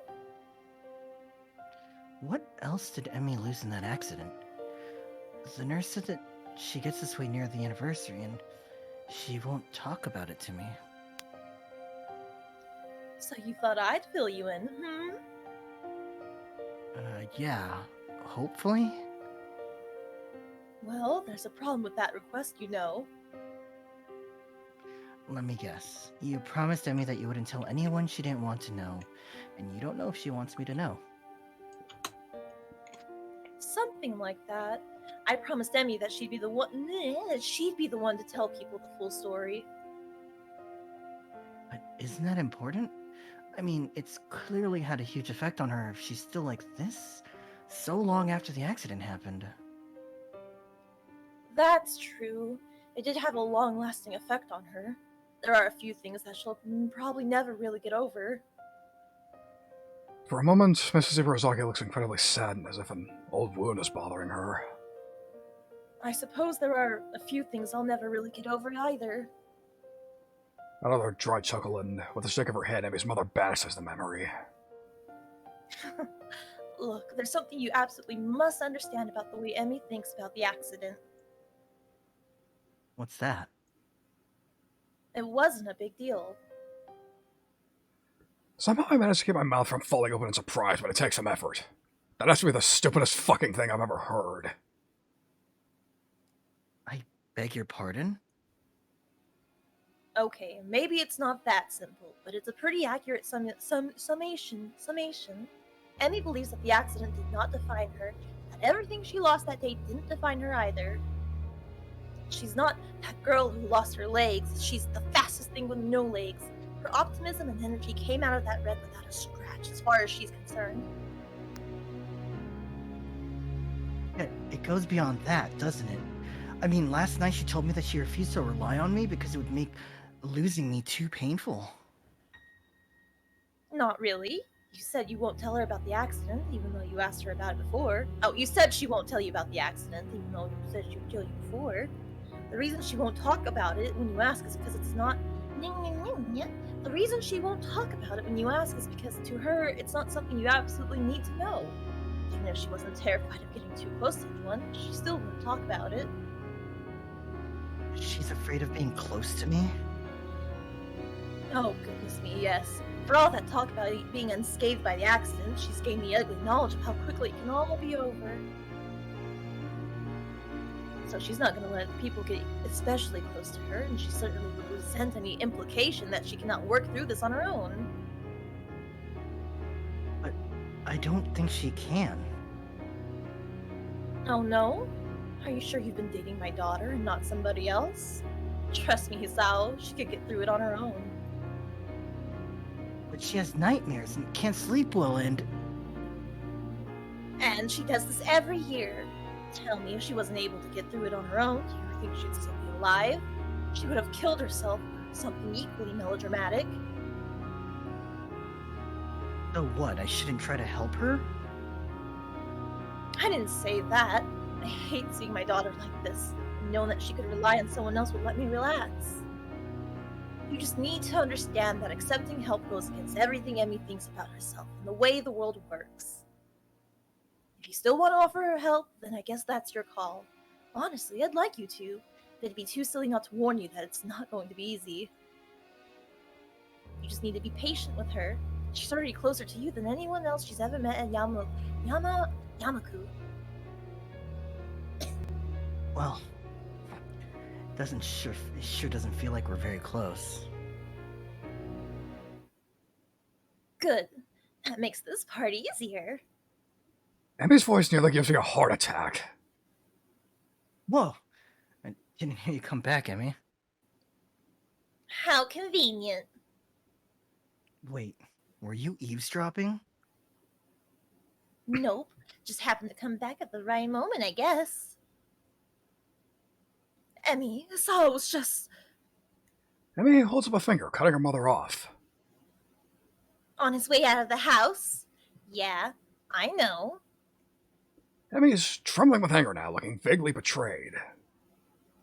Emmy, don't be ridiculous. We were just... You promised! The pain carried in that last word is almost too much for me to bear. The idea that I could hurt her that much is like being kicked in the gut. Emmy's mother looks similarly pained by the thought. And I kept that promise. Just listen, there's no reason to go throwing people out of the house. Emmy's mother seems to be both angry at her daughter's outburst and embarrassed that I'm a witness to it. There's only one real solution to this problem, I think. Okay. I'll go. Now, really, that seems a little unnecessary. Don't worry about it. Thank you for dinner, Mrs. Ibaraki, and for the advice. It was my pleasure, Hisao. I'm sorry we didn't get to dessert. It's okay. I'd have to watch what I eat anyway. Good evening, Good evening, Emmy. Mrs. Ibarazaki. The formality of our conversation, coupled with the fact that I'm getting ready to leave, seems to snap Emmy out of her anger. No, wait. I'm sorry. I've been so... And after last night, I just thought, well, you don't have to go. I take it back. It's okay. I, can't help but smile slightly. She can barely articulate her apology, and I really would like to stay. But I don't think I can right now. I need to think about what her mother said, and about what I'm gonna do about us. I don't want to risk accidentally getting Emmy angry again in her current state either. No, I think I'd better leave. You seem pretty shook up, and well, I'll only wind up trying to help you again. I know you prefer I didn't, so I'm going to leave instead. But... Hey, it's not a problem. You don't want a night on a white charger, right? Just promise me one thing, okay? What? Don't be angry at your mom, okay? She was just giving me some advice, that's all. Emmy nods hesitantly, like this simple idea is all that she can grab onto at this point. She's so terribly off balance, but I can't do anything about that right now. Okay.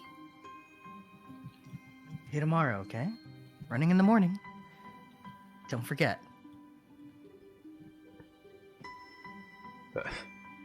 I can, see that I've hurt Emmy by deciding to leave, but there's nothing I can do for her as things stand, and I know that she's too stubborn to admit that she wants me to stick around. I watch various emotions cross on his face as she tries to process everything that's just happened. Certainly comes that calm look again, like last night, and that voice that tries so hard to sound careless. Sure, Sal. See you around. Both of us are unwilling to concede emotion at this point, and I'm having a hard time keeping up my facade, so I turn on my heel and walk out the door. I start behind me slowly, pausing for a moment as the latch catches, my hands on the doorknob. Did I make the right decision just now? Should I have stayed and tried to work things out? No, I decide. Not in front of her mother like that. In spite of everything, I'd rather keep Emmy's mother insulated from the sort of anger that surfaced last night.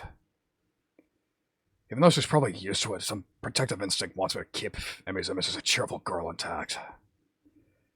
With a start, I realize my hand's still resting on the knob. I take my hand away, put it in my pocket, and head down the slowly darkening street.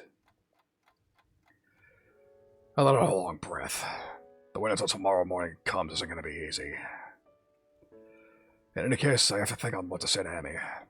I have to apologize. And I have to get through to her somehow. On that account, something has been on my mind for most of the way back to my room. The letter of apology from Iwanako. I was so concerned about my new life when I received it that I didn't even bother to really read it. Now that I found myself in a similar position, my curiosity got rekindled. Why does you want to let me know so badly? If nothing else, reading her thoughts might help me frame mine. I remember tossing it away. Shit, where did I throw that thing? I check under my desk. That turns up nothing, so I look for harder to reach, more unlikely locations. Well, now I know where that lost sock went, at least. Still no letter, though. It's when I try sweeping my arm under my nightstand that I feel something crinkly jam between it and the wall. Grunting a little with the effort, I reach for my prize and manage to bring it into the light. Bingo. I sit at my desk and spread the crumpled paper open. A flick turns on the table light. Skipping past the empty pleasantries, I look for the point where I stop reading. Ah, there it is. There are other things I want to say. I'm writing to you because I felt that there are things I should have said after the incident back in winter. I really regret that I wasn't able to say that in person, and I have no excuse for it. The truth is that times when I visited you at the hospital made me worried about you. I'm not talking about your health. You seem to have become more distant and disheartened. It was natural after something like that happened, I'm sure, but somehow I got the feeling that you'd given up on something back then. Happiness, maybe? Giving up on happiness. That sounds unpleasantly familiar. I wanted to somehow express my feelings, but the right words didn't come to me. I couldn't say anything to comfort you. really sorry for not being able to support you when it mattered the most. Even though I like you so much. At least now, finally, I can be more honest. If I could go back to those quiet days in February and March, I'd tell you not to give up on yourself. That's what I would say. Maybe you wouldn't have drifted so far away if I'd have just said something.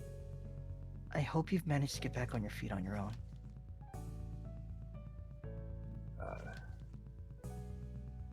There we go. Now that the distance between us is also physical, it also feels more final, somehow. I wonder if we'll meet again.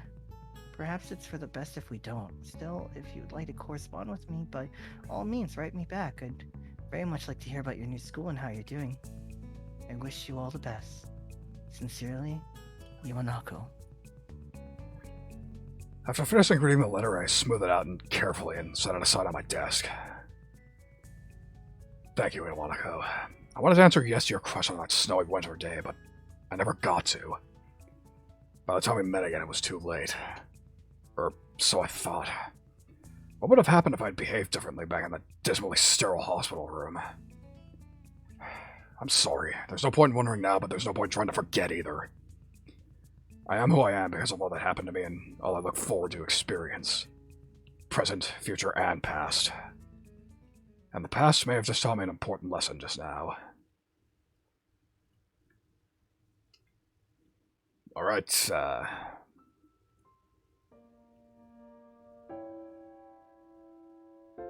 there we go, final act. Home stretch, people. Through home stretch because it's actually a pretty short act. But before we do that, I gotta get up. So, another break. Okay. Alright. Another break, you said?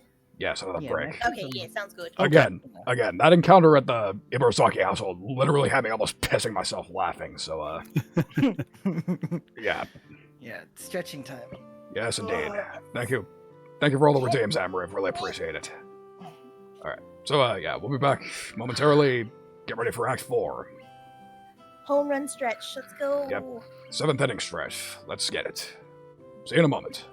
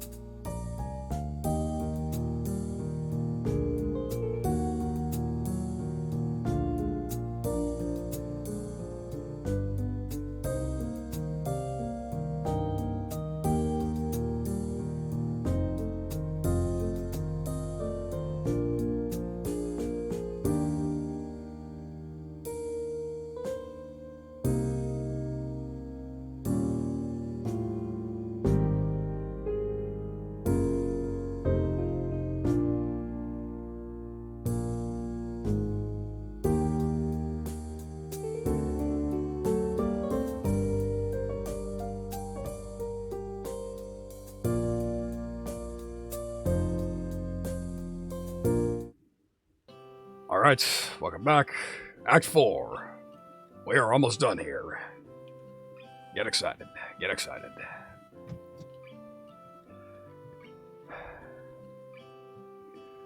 Hold on, I gotta put the right face on for this. The sound of my alarm is an unwelcome intrusion on a sleep that's what I battle to obtain. I doubt I've been truly asleep for more than an hour or two. Too much on my mind. Did I make the right choice leaving the house yesterday? Did I manage to get Amy to realize how unreasonable she's been? Am I ever gonna manage to get her to stop being unreasonable? Emmy's mom gave me a new perspective the other day, but I'm still not sure that's the right perspective. She was hurt when I left yesterday, too. I know that part of any conversation is gonna have to include an apology about that. Right thing to do or not, I hurt her. I hurried down to the track here to talk to Emmy. I think I know what to say. Apologize for leaving first and go from there.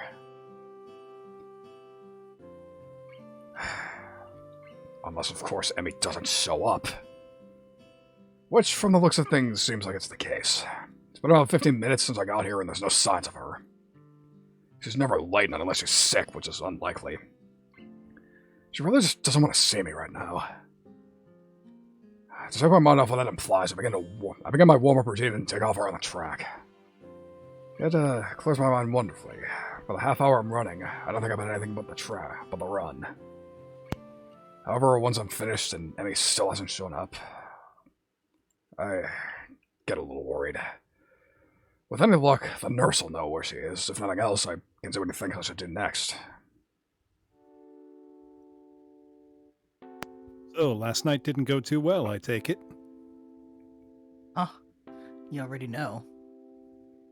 I have my ways. And it's not as if I'd missed the distinct absence of your running partner this morning, now would I? No, I suppose not. So, what happened? Don't you know already? Maybe, but I could be bluffing. Perhaps I'd prefer to get your side of the story before I give any advice. I quickly fill the nurse in on the events of last night, and he takes it all in without changing expression once. Nothing about the whole event seems to surprise him, although he does seem surprised when I say that I didn't follow Emmy. Chose to talk to her mom instead, huh? Smart move, though I guess it didn't work out too well for you in the end. Well, I'm not sure. Emmy seemed apologetic when I left. Or at least she seemed that way until she put up her defenses again. The nurse sighs and spreads his hands in a conciliatory gesture. Frankly, I'm surprised she let them down at all. Emmy's had a lot of practice on that score. You probably won't get anything else out of her. I don't believe you.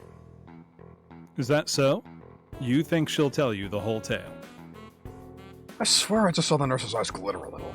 His expression is the same, but he leans forward ever so slightly. I think she'll open up if I ask her without being an idiot about it. Yeah. The nurse gives his enigmatic smile and shrugs widely. I think he's enjoying his role a little too much. That's the real trick, isn't it? Are you sure you know the right way to approach the subject? I can guarantee that Emmy's going to try her hardest to pretend last night didn't happen. It will be painfully awkward for the both of you, but it'll also be a lot safer than trying to ask her for the whole story again. It could go worse this time. Are you ready for something like that? It sounds like a challenge, like he... That sounds like a challenge, like he doesn't believe for a minute that I'd be so bold. I actually feel a little insulted by his lack of confidence in me. Of course I'm ready for that. I love her. My outburst gets a raised eyebrow in response. Well then. Good luck. Let me know how it all turns out. Although he delivers his parting shot with the same smirk as usual, I actually think the nurse wants me to succeed. I resist the urge to charge directly in Emmy's room to prove the nurse wrong.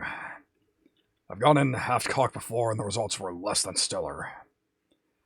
If I'm going to do this, I need to figure out exactly what I'm going to say and how I'm going to say it. Something to think about in class. Sure enough, by the time lunch rolls around, I think I have a good enough idea of what I can say. I can do this. The bell rings, and I grab my lunch and dash up the stairs, eager to be there first. I'll just ask Bryn to leave, and I'll need to... Hi, Sal. Sorry I wasn't able to run with you this morning. I overslept. Somehow both Emmy and Rin have managed to get to the roof before me. Oh, that's no problem. Last night was kind of draining, I guess. Emmy's expression doesn't alter in the slightest. Yeah, sorry about that. I've had such a weird morning since then. Oh, really? Emmy proceeds to make small talk for the rest of the time. I can barely get a word in edgewise, and soon find myself interjecting with the sort of back and forth dialogue that seems to define our early relationship. I'm not going to get anywhere on this problem during lunch, obviously. I can respect that. Emmy obviously doesn't want to accidentally pull Rin into things, and that's fine. Not that I think Rin would notice, but I can at least respect that sort of rationale. I try a different tactic. Hey, Emmy, what are you up to after class today? I was thinking we can go somewhere for dinner or something. Emmy looks genuinely remorseful. Sorry, Sal. I promised the track captain that I'd stick around after practice and help some of the other kids with their form. It'll have to be some other time. Yeah, sure. I'm honestly not sure what to do now. Maybe diving into things a day after would be a bad idea anyways. She might still be angry about... My mistake. She might still be angry about it and just not showing it. Besides, she's got track team responsibilities, that's fine, right? I tell myself some variation on the theme the next day. Then the next. I wake up, run with Emmy, during which she refuses to talk about anything but the run and what she was doing the night before, and then lunch where we sit and make small talk until the bell rings. Her new responsibilities effectively keep me from seeing her outside of school. Maybe, just maybe, I'm letting it happen just because it's safer this way, just like the nurse said. Except while it may be safer, I'm feeling more and more wretched. Emmy doesn't look good when I see her anymore. Dark circles look under her eyes. She seems more and more distracted. And I can't bring myself to just ask what's wrong because the timing never seems right. I'm fucking miserable.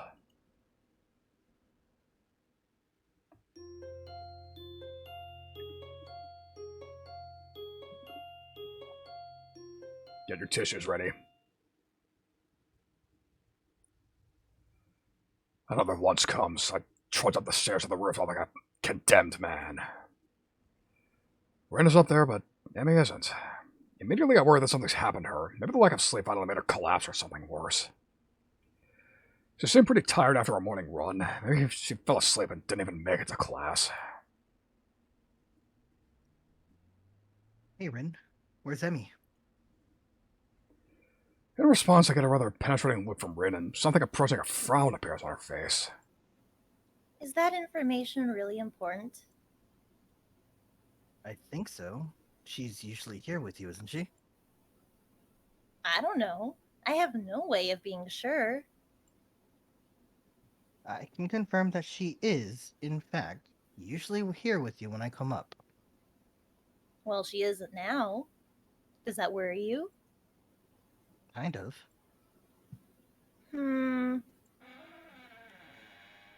That seems to end the conversation, and the point becomes moot anyway, because Emmy bounced to the door with her usual energy.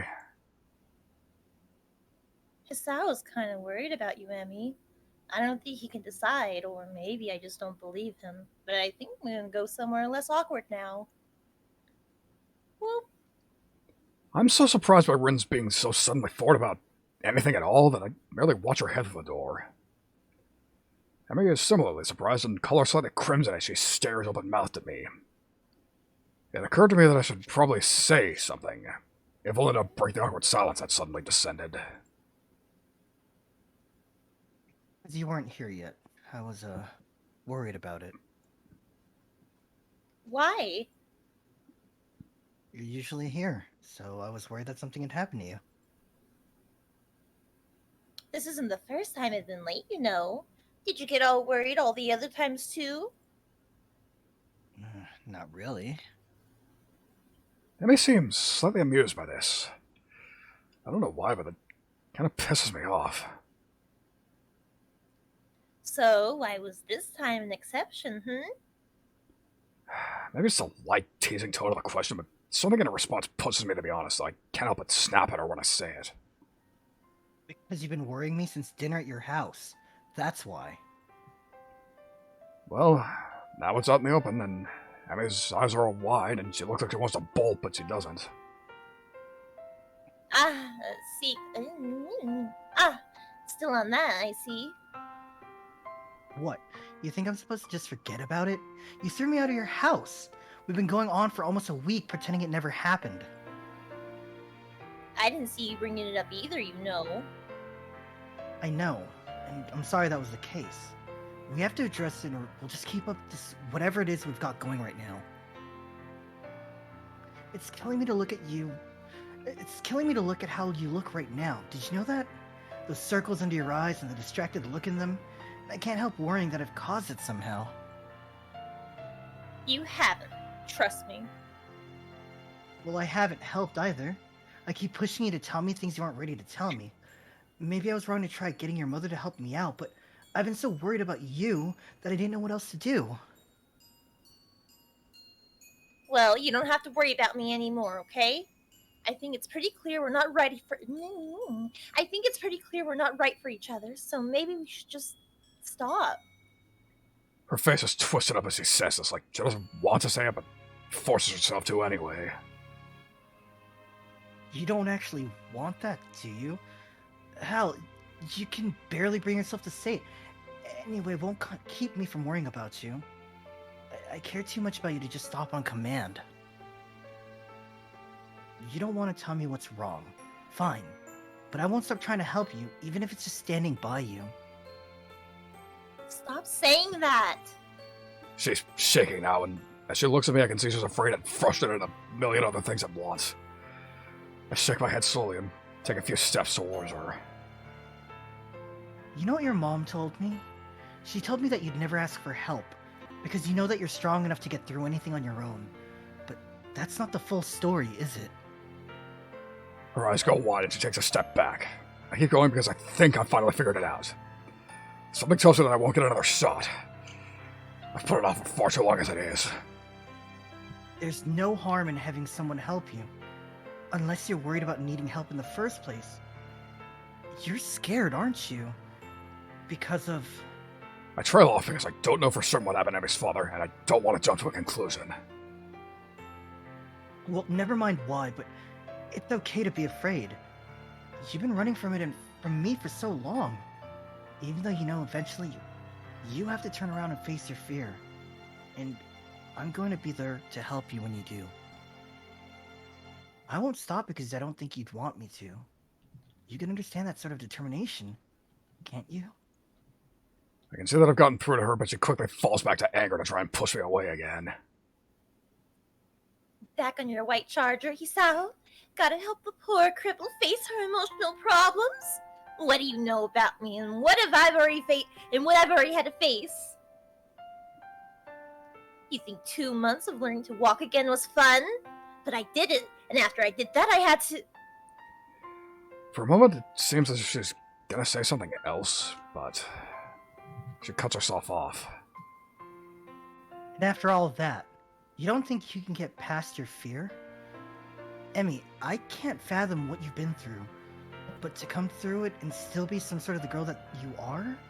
Well, it makes me think that you have even more strength than you think. So, I'm not going to help you because I think you need rescuing. I don't want you to be a knight. I don't want to be a knight rescuing the damsel in distress, but even knights helped each other out. I want to help you, even though I know you can do it on your own.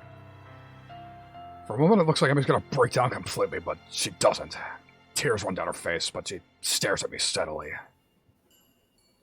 Why are you trying so hard to help me? I'd say that it's because I owe you one for helping me out when we first met, but that wouldn't be the truth. I just want to be happy because I love you.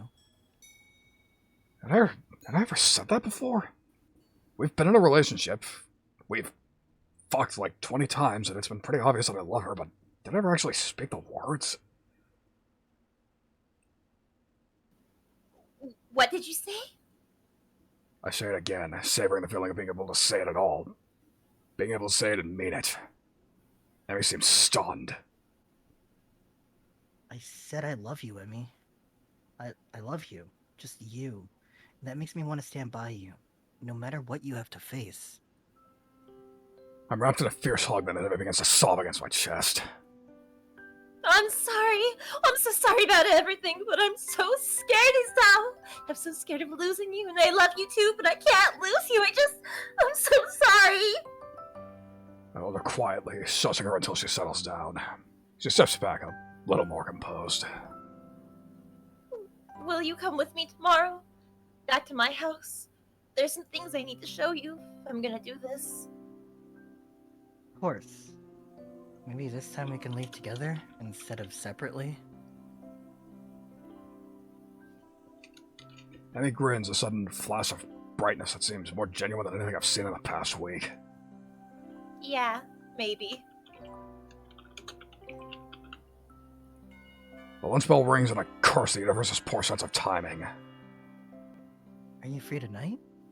We can talk more then, right? Emmy shakes her head. Sorry, Sal, but I'm still helping the track team. Plus, I don't think it'd be good if we talked this over tonight. I'm gonna be too tired to think properly, and I want to be able to tell you everything without screwing it up. You can wait, right?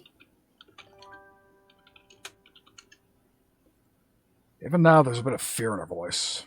I smile and rest a hand on her shoulder. Okay. I'll be waiting. Emmy gives me a quick kiss before she heads for the stairwell. Thanks, Isao. See you tomorrow morning. Wouldn't miss it. I head down the stairs with the feel of her lips on mine, suddenly aware of how much I've missed that sensation. I have to remember to thank Rin for getting us to talk to one another. Although it's possible she wouldn't have realized what she's done. Still, if not for her, I doubt I've ever been able to confront Emmy again. I guess I needed more help than I realized. Tomorrow, however, I'll need to stand alone through whatever Emmy's trying to work herself up to doing. I'll be up to the task. I hope.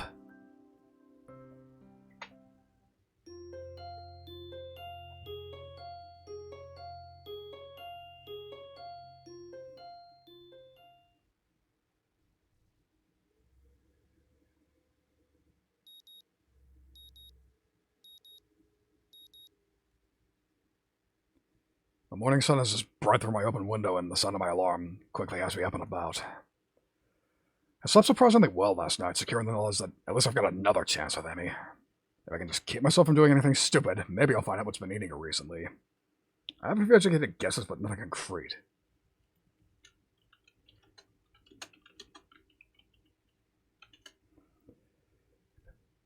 And certainly nothing I'm gonna say to her. I'd much prefer to have her tell me herself. Although I can't help remembering the nurse's warning that I might not like what she has to say.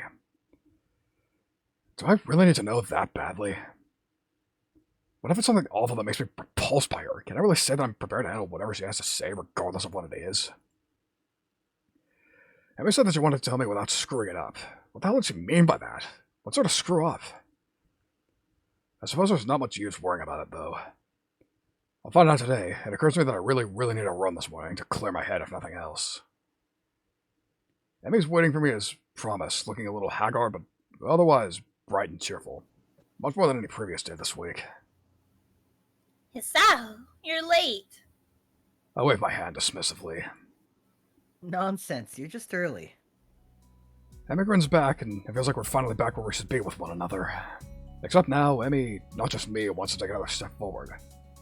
Although part of me worries that she'll back out at the last second. Hurry up and stretch, Isao. I don't want to miss the bus. The bus? I said I wanted you to come back to my house, remember? And I promised Mom we'd be there in time for lunch, so I wanted to hurry.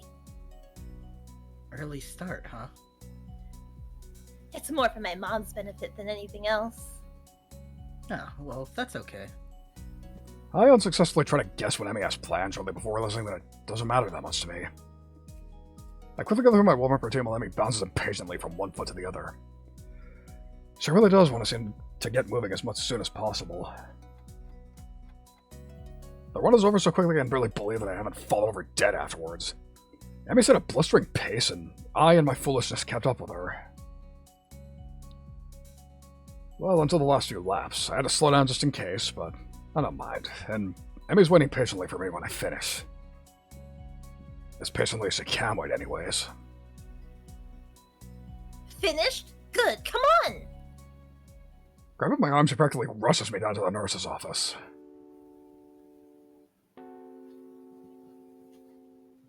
You seem in a hurry, Emmy. Trying to catch the early bus? Yeah, I told Mom I'd be back for lunch. Well, I'll take care of you first, then. But Hisao's gotta come with me too! The nurse raises a single eyebrow at the statement and peers to the two of us searchingly. Really? Today, huh? Emmy's response was a nod, followed by a surprisingly shy grin. Well, then we'll make this quick. Emmy enters the nurse's office, and I patiently wait outside for her to be finished, wondering just why the nurse seemed to be surprised by Emmy's declaration. I feel like I'm missing out on some joke or the significance of today. Beyond the fact that I'm a complete fucking moron, of course. True to his word, the nurse has Emmy out of his office surprisingly quick, and I take her place after promising to meet up at the front gate. The nurse takes my pulse and listens for a bit.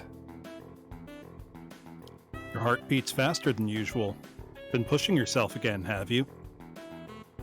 Well, Emmy seemed in a rush to get through the run, so... I'm not surprised.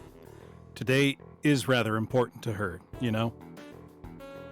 I suspected that could be the case, but I have no idea why that's the case. She hasn't told you. Interesting. So you're not going to tell me either, then? No, I'm not. I suspect that Emmy has her own plan for explaining today to you, and I don't want to mess with that. You'll find out soon enough, so what's the rush? Now, as for your heart, I would take it easy the rest of the day. No spontaneous races or anything like that. Got it? Got it. She won't have her running legs on anyway, right? No, but if you think something like that is going to stop her, Good point. I don't think it'll be as much of an issue today of all days, but still.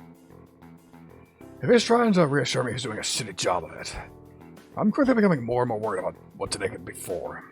Like, suddenly finding out Emmy's in a cult or something.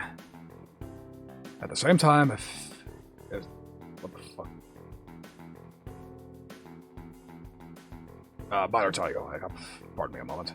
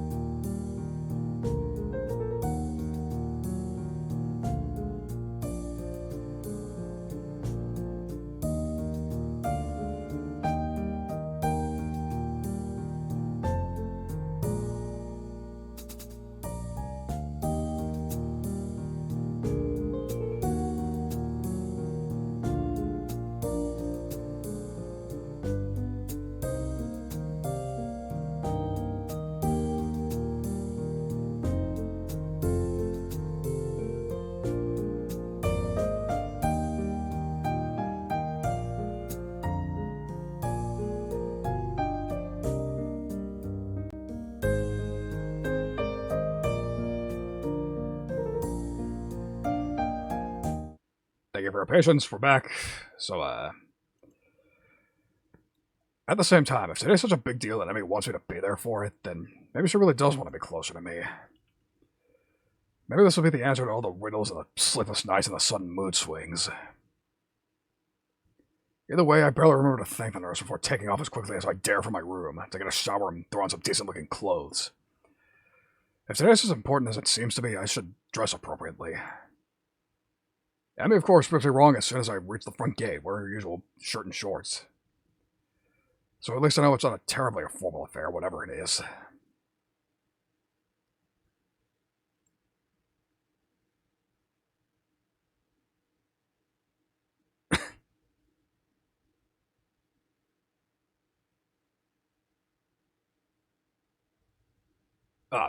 Really is you. You have been muted. Are we? I'm an idiot. Forgot to re-enable it. Oh. Okay. From here. Do it from here. I forgot to yeah. Oh. Forgot to re-enable audio capture in OBS. I'm a fucking moron. Oh, it's okay. Just let me know when it's good to go. It is good to go. Oh, okay. You're early, Hisao. Not as early as you. Eager, are we? Emmy cheekily pokes out her tongue.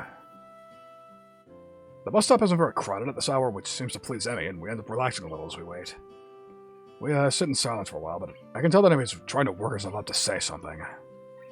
I don't have anything to say to myself, so I sit waiting for her to talk. It doesn't take too long. So, I'm sure you're curious as to why the nurse thought it was so weird for me to be bringing you along today. It was a bit, yes, but if you're not ready to tell me... Emmy stops my sentence by placing a finger on my lips. Don't tempt me, Hisao. I want to tell you this, but I'm just uncertain as to how to go about it. I don't want to keep delaying or deferring. I just want to be able to say it. So say it.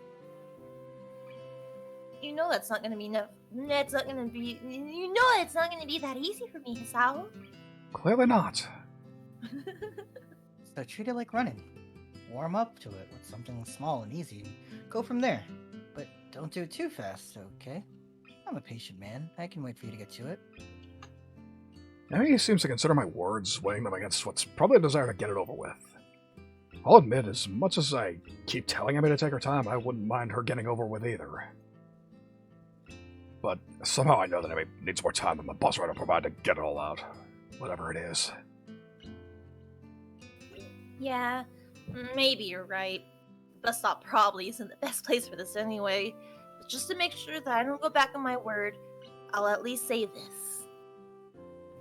She takes a deep breath, takes a cough, lets it out, and after a moment she says in a low voice, We're gonna go see my dad today. The words hang in the air, and I can sense that Emmy's afraid I'll panic and disappear in response, which part of me almost wants to do. But it'd be stupid for me to back out or to suddenly abandon the promise I made to be there to be there for Emmy when she needs me. I never thought it was so weird of her to bring me along. She doesn't bring anyone along, or at least I'm willing to bet she hasn't before today. The day seems to take on an even greater significance. What's it taken for Emmy to even get this far?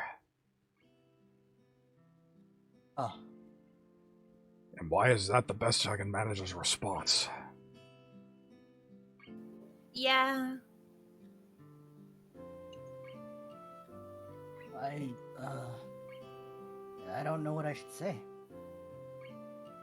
Nothing, I think. Just promise that you're gonna come with me. Of course. You know I will. Emmy smiles wanly, looking a little relieved. Good. In that case, we better get going.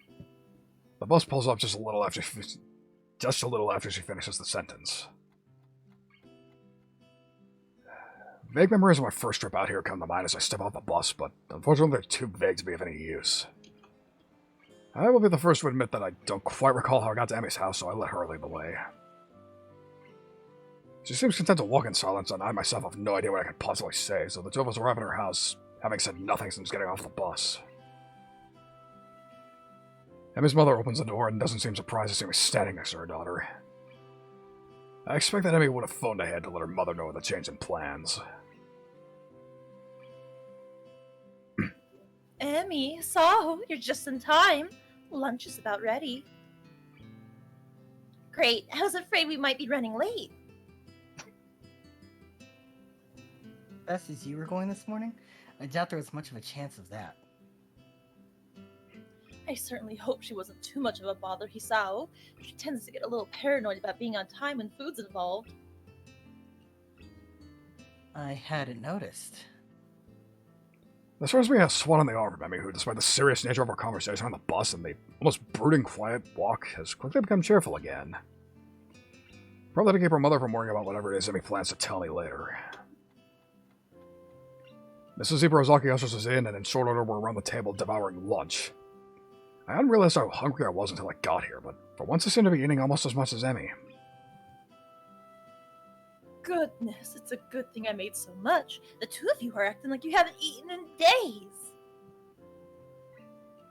Skipped breakfast this morning. Me too. Had to catch the bus, I assume. That and I figured you'd make too much food, so it wouldn't matter if I skipped breakfast. Well, it's good to know that I'm predictable. Emmy nods enthusiastically, and conversation falls off again as we very nearly clear the table of anything edible. It's a testament to the sheer amount of food on offer that we don't finish everything. I lean back in my chair with a sigh and thank Mrs. Ibarozaki for the food. I'm glad you liked it, Hisao. Now, has Emmy told you where we're going? Yeah, sort of. Is it far from here? Not really, but we'll drive there to save time. It closes kind of early. I nod an assent and stand up, ready to go. Well then, shall we? Mrs. Ibarozaki nods and leaves the room to grab her keys. Emmy notices started to fidget nervously. Second thoughts? Emmy smiles tightly at me and shrugs. She's fallen silent again, which probably means that I'm right, and she sort of regret bringing me along. Not that I blame her. She's done such a good job of shutting me out now that I doubt it's easy to suddenly open up. Honestly, I'm worried that she's forcing it. She said while waiting for the bus that I'm not supposed to give her a chance to back out, and since I promised to go with her anyway, I suppose there's not much of a choice. I can't go back on my promise, and she can't go back on hers. I just hope that both of us are up to it. We're off. Emmy's mother blows through the dining room, collects the two of us, and heads out the door at a brisk pace. Now I know where her daughter gets it from. The car pulls up at the cemetery gates, and I feel Emmy tense up behind me. I reach over and give her hand a comforting squeeze, which causes her to relax a little. Emmy's mother doesn't follow us, explaining that she prefers to visit the grave alone. Emmy steps through the gates and looks back as if to make sure I'm still there. We step into the cemetery. I don't feel comfortable in cemeteries. Gravestones under the ground, each one serving as a reminder that someone used to be alive and is no longer. How many died young? How many were as old as I am now? When am I going to wind up with a marker of my own? How much longer do I have left? The concept of not waking up, not seeing anything anymore, isn't a happy one. It frightens me, and I very nearly turn around and exit right then and there. I don't want to go among dead people. I don't want to see their stones and think about who they were, what they could have been if they'd only had more time. Then I look at the girl next to me and my resolve returns. Emmy's running purposefully down the path, eyes clear, setting a pace that's very nearly a jog. The sooner we get there, I suspect she thinks, the better. We're here. Perfect time for a poltergeist reference. A gravestone, wholly unremarkable in everything except for the name etched upon it. The grass has grown up around the base. Emmy's eyes are riveted to the stone. After a few moments, she turns around, looking surprisingly calm yet solemn.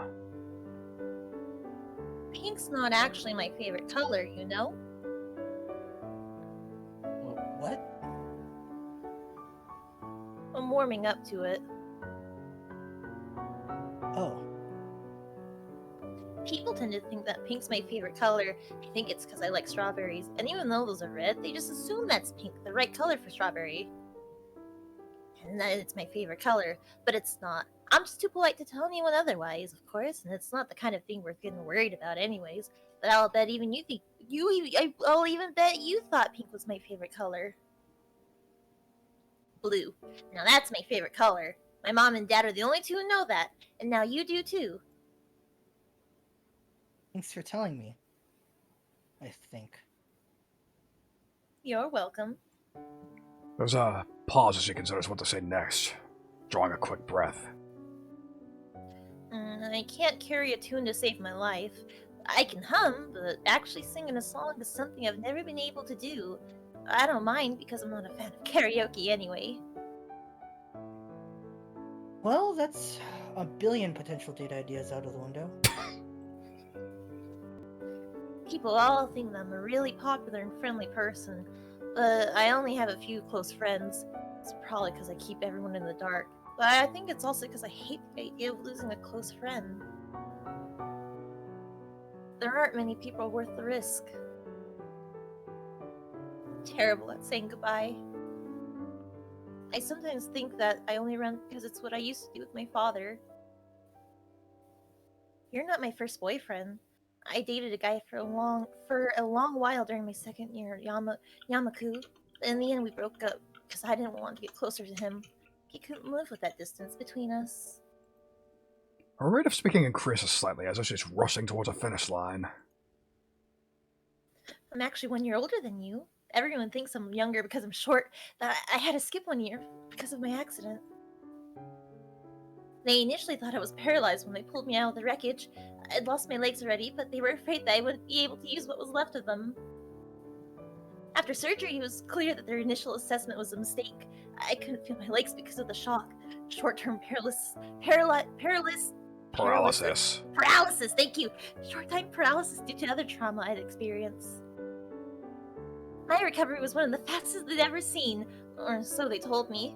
I never found out if they were serious about that or if they told that to all their patients learning to walk again. She pauses, gathering herself for one last effort. 8 years ago today, I lost my legs, and I lost my father as well. He died on the way to the hospital. I didn't even get to go to the gravesite until 2 months later, and I couldn't attend his funeral. I'm so sorry. Don't be. That's what everyone says, that they're sorry. I hate hearing that. Like anyone could have done anything to change what happened. You know what the best piece of advice I got? These things happen. I don't even remember who said it, but I guess they didn't have anything better to say. But it's true, you know? These things happen and there's nothing you could do about it. They aren't necessarily planned, and they aren't always bad, and they aren't always good, but they are. So I made the decision that I would live without worrying about the future, and to be sure that I never had to say goodbye again. I decided I wouldn't let people get close to me anymore. After all, they could be taken away at any time, and you know what? She laughs a little bitterly. Her eyes start to well up with tears, and I step forward to embrace her, but she holds up a hand to stop me. I'm not finished. Deep breath, and she continues. It worked pretty well. Until I met you and saw that you were trying to adjust the stuff here, so I thought I'd help, and then you were so nice, and I couldn't help it, Her tears are flowing now, and she accepts the embrace this time. The rest of her sentence is mumbled into my chest. I tried not to fall for you, but I did. And then I tried to keep you at a distance, like you were my first boyfriend, but I couldn't. I've been so scared because I don't want to lose you, and I might anyway. Hey, I'm still around, right? And maybe I won't be forever, but don't you think it'll be fun while it lasts? Neither of us could survive the day. There could be a bus crash or something, but so long as I know that I've been with you, I don't think it matters. Sudden thought strikes me and I can't help laughing. My condition had me scared of dying so badly that I immediately seized on the opportunity Amy presented to improve my odds of living longer. But without Amy, there would have been no motivation to keep... But without Amy, would there have been any motivation to keep up with my running?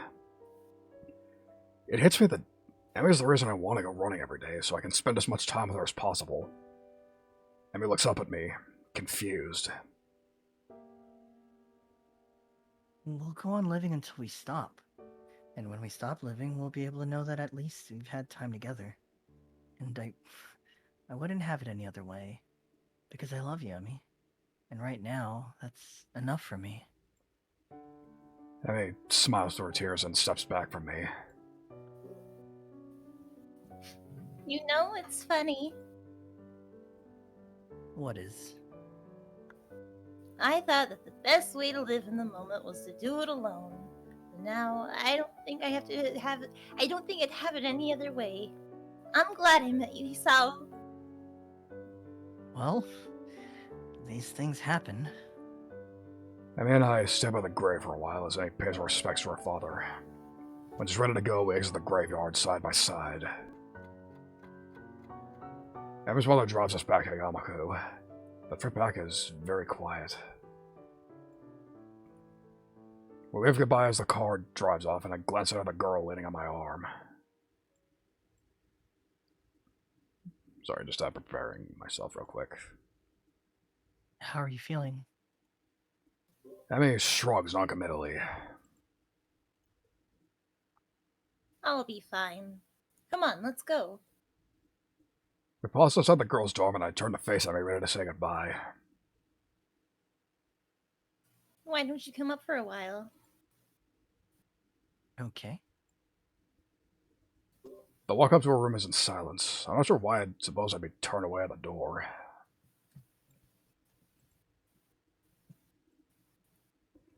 I guess I'd just assume she'd want to be alone. Her mom, the nurse, hell, everyone who knew the significance of the day seemed to think it was best to leave Emmy alone. But she took me into the graveyard with her. She told me the whole story of what happened the day she lost her legs. She wanted me around. The significance of this doesn't escape me. Emmy opens the door and steps into her room, not even bothering to invite me in, holding the door for me expectantly. I step in and the door swings shut behind me. Hey, can I ask you for a favor? Sure. Can't guarantee I'll do it, but... Emmy giggles that pulls me into a kiss that starts off soft, but deepens into something almost desperate. Stay with me, please? Her voice has dropped to a whisper, the question barely audible over the sound of my own breathing. There's something about the way she asks that question, the hesitancy in the quiet voice that makes you think she doesn't mean tonight. No, she means exactly what she means. She said, stay with me. Not tonight, or forever, because both of us know there's no such thing as forever. There's no time limit to her request. Just the request. A favor. Can I do that? Can I stay with her? Of course. We embrace again, Emmy guiding me towards the bed, stepping backwards with care until she sits down at the edge. And there we go again. Oh yeah, Emmy, get some. Fuck them and hair out of her Hisao. Look at the chinchilla. I like kabacha. Kabocha. Alright. I collapse next to Emmy, who almost immediately crawls against me, smiling. Mentally, I'm grateful that Emmy keeps her nails short, otherwise I think she might have drawn blood. I sit up briefly and lay back down next to Emmy, who, in turn, has taken care of cleaning herself off. For a while, we lay in silence, savoring the feeling of being next to one another. Emmy's the first to speak. Hey, Sal. Hmm? Thanks for coming with me today. I smile and plant a kiss on her forehead. Of course, my pleasure. Emmy snuggles closer and I can feel her breathing begin to slacken as she drifts off to sleep. Just as she's about to fall asleep, she wakes up enough to mutter a single sentence. I love you, Sal. Then she's out like a light, leaving me feeling I'm on top of the world. I draw the slumbering Emmy as close as possible, pull the covers open. Let me try that again.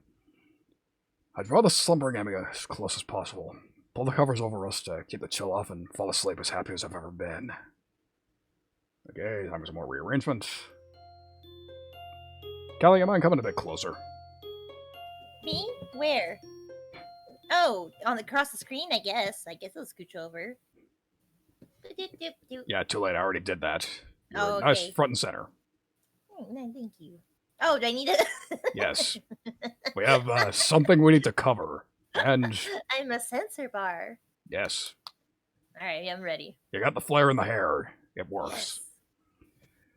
The morning light seems to reach further into Emmy's room than it does into mine. This results in me waking up earlier than I would have if I'd gone back to my room last night, as had previously been our routine. I didn't realize until this morning, but this is the first time we've actually spent the night together. A small movement from my partner's still slumbering form caused me to look to the side. Hair slayed across her face, Emmy continues to sleep peacefully curled up next to me. It's slightly weird seeing her without her trademark twin tails, but it's also a look I can get used to.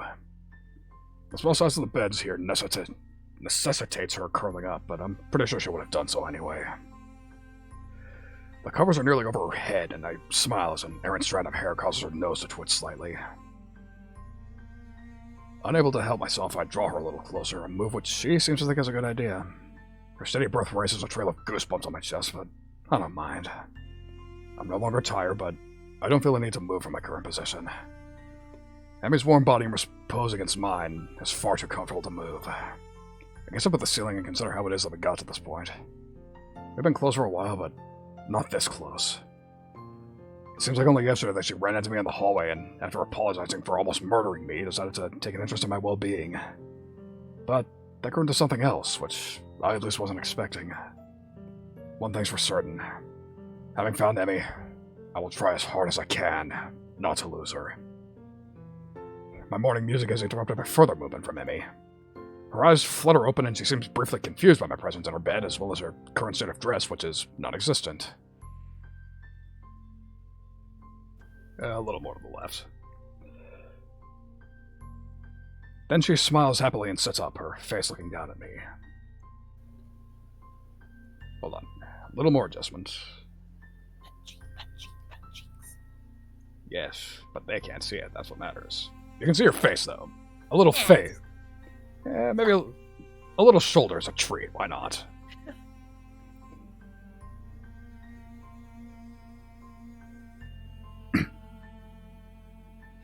Good morning, Isao. Yes, it's a very nice bump, and you still need to speak. Hi. Sleep well? Yeah, I did. Exhausting day yesterday, you know? I think back over yesterday's trip to the graveyard. Yeah. Glad to hear you slept well. How'd you sleep? Well enough, although you kept hogging the covers. This must be a sob and a stuck-out tongue. I chuckle, and Emmy giggles a little, and we fall quiet for a while. I suck up the feeling of how right it all seems, waking up with Emmy by me, crammed into a bed made for one person. It's something I can get used to. Hey, Isao? Hmm? Thanks for sticking around. No problem. Saved me the walk back anyway, right? This draws another giggle, but then Emmy's expression turns serious again. No, really. I kept trying to push you away because I thought that was the right thing to do, and you stuck through all of it. I haven't made any of this easy for you, but you stuck it out anyway. So I mean it. Thank you. She punctuates this by giving me a kiss, pulling back and looking at me with an expression of affection. I reach up and ruffle her hair, smiling all the while. I'm incredibly fucking lucky, I think. To have come through everything after my heart attack and to somehow found this girl is something short of a miracle. You're very welcome, Emmy. I couldn't bear the thought of giving you up. I'll even continue to stick around if you want. I'd like that. That settles it then. I don't know how long my heart will keep working, and I don't even really know what I'll do after this year is over, besides going to university. As long as Emmy's around, I think I'll be okay. I've managed to help her, and she's managed to help me. If we keep doing that, we'll be okay, I think. So, Sao? Hmm? What do you want to do today? Boom! Now go back to the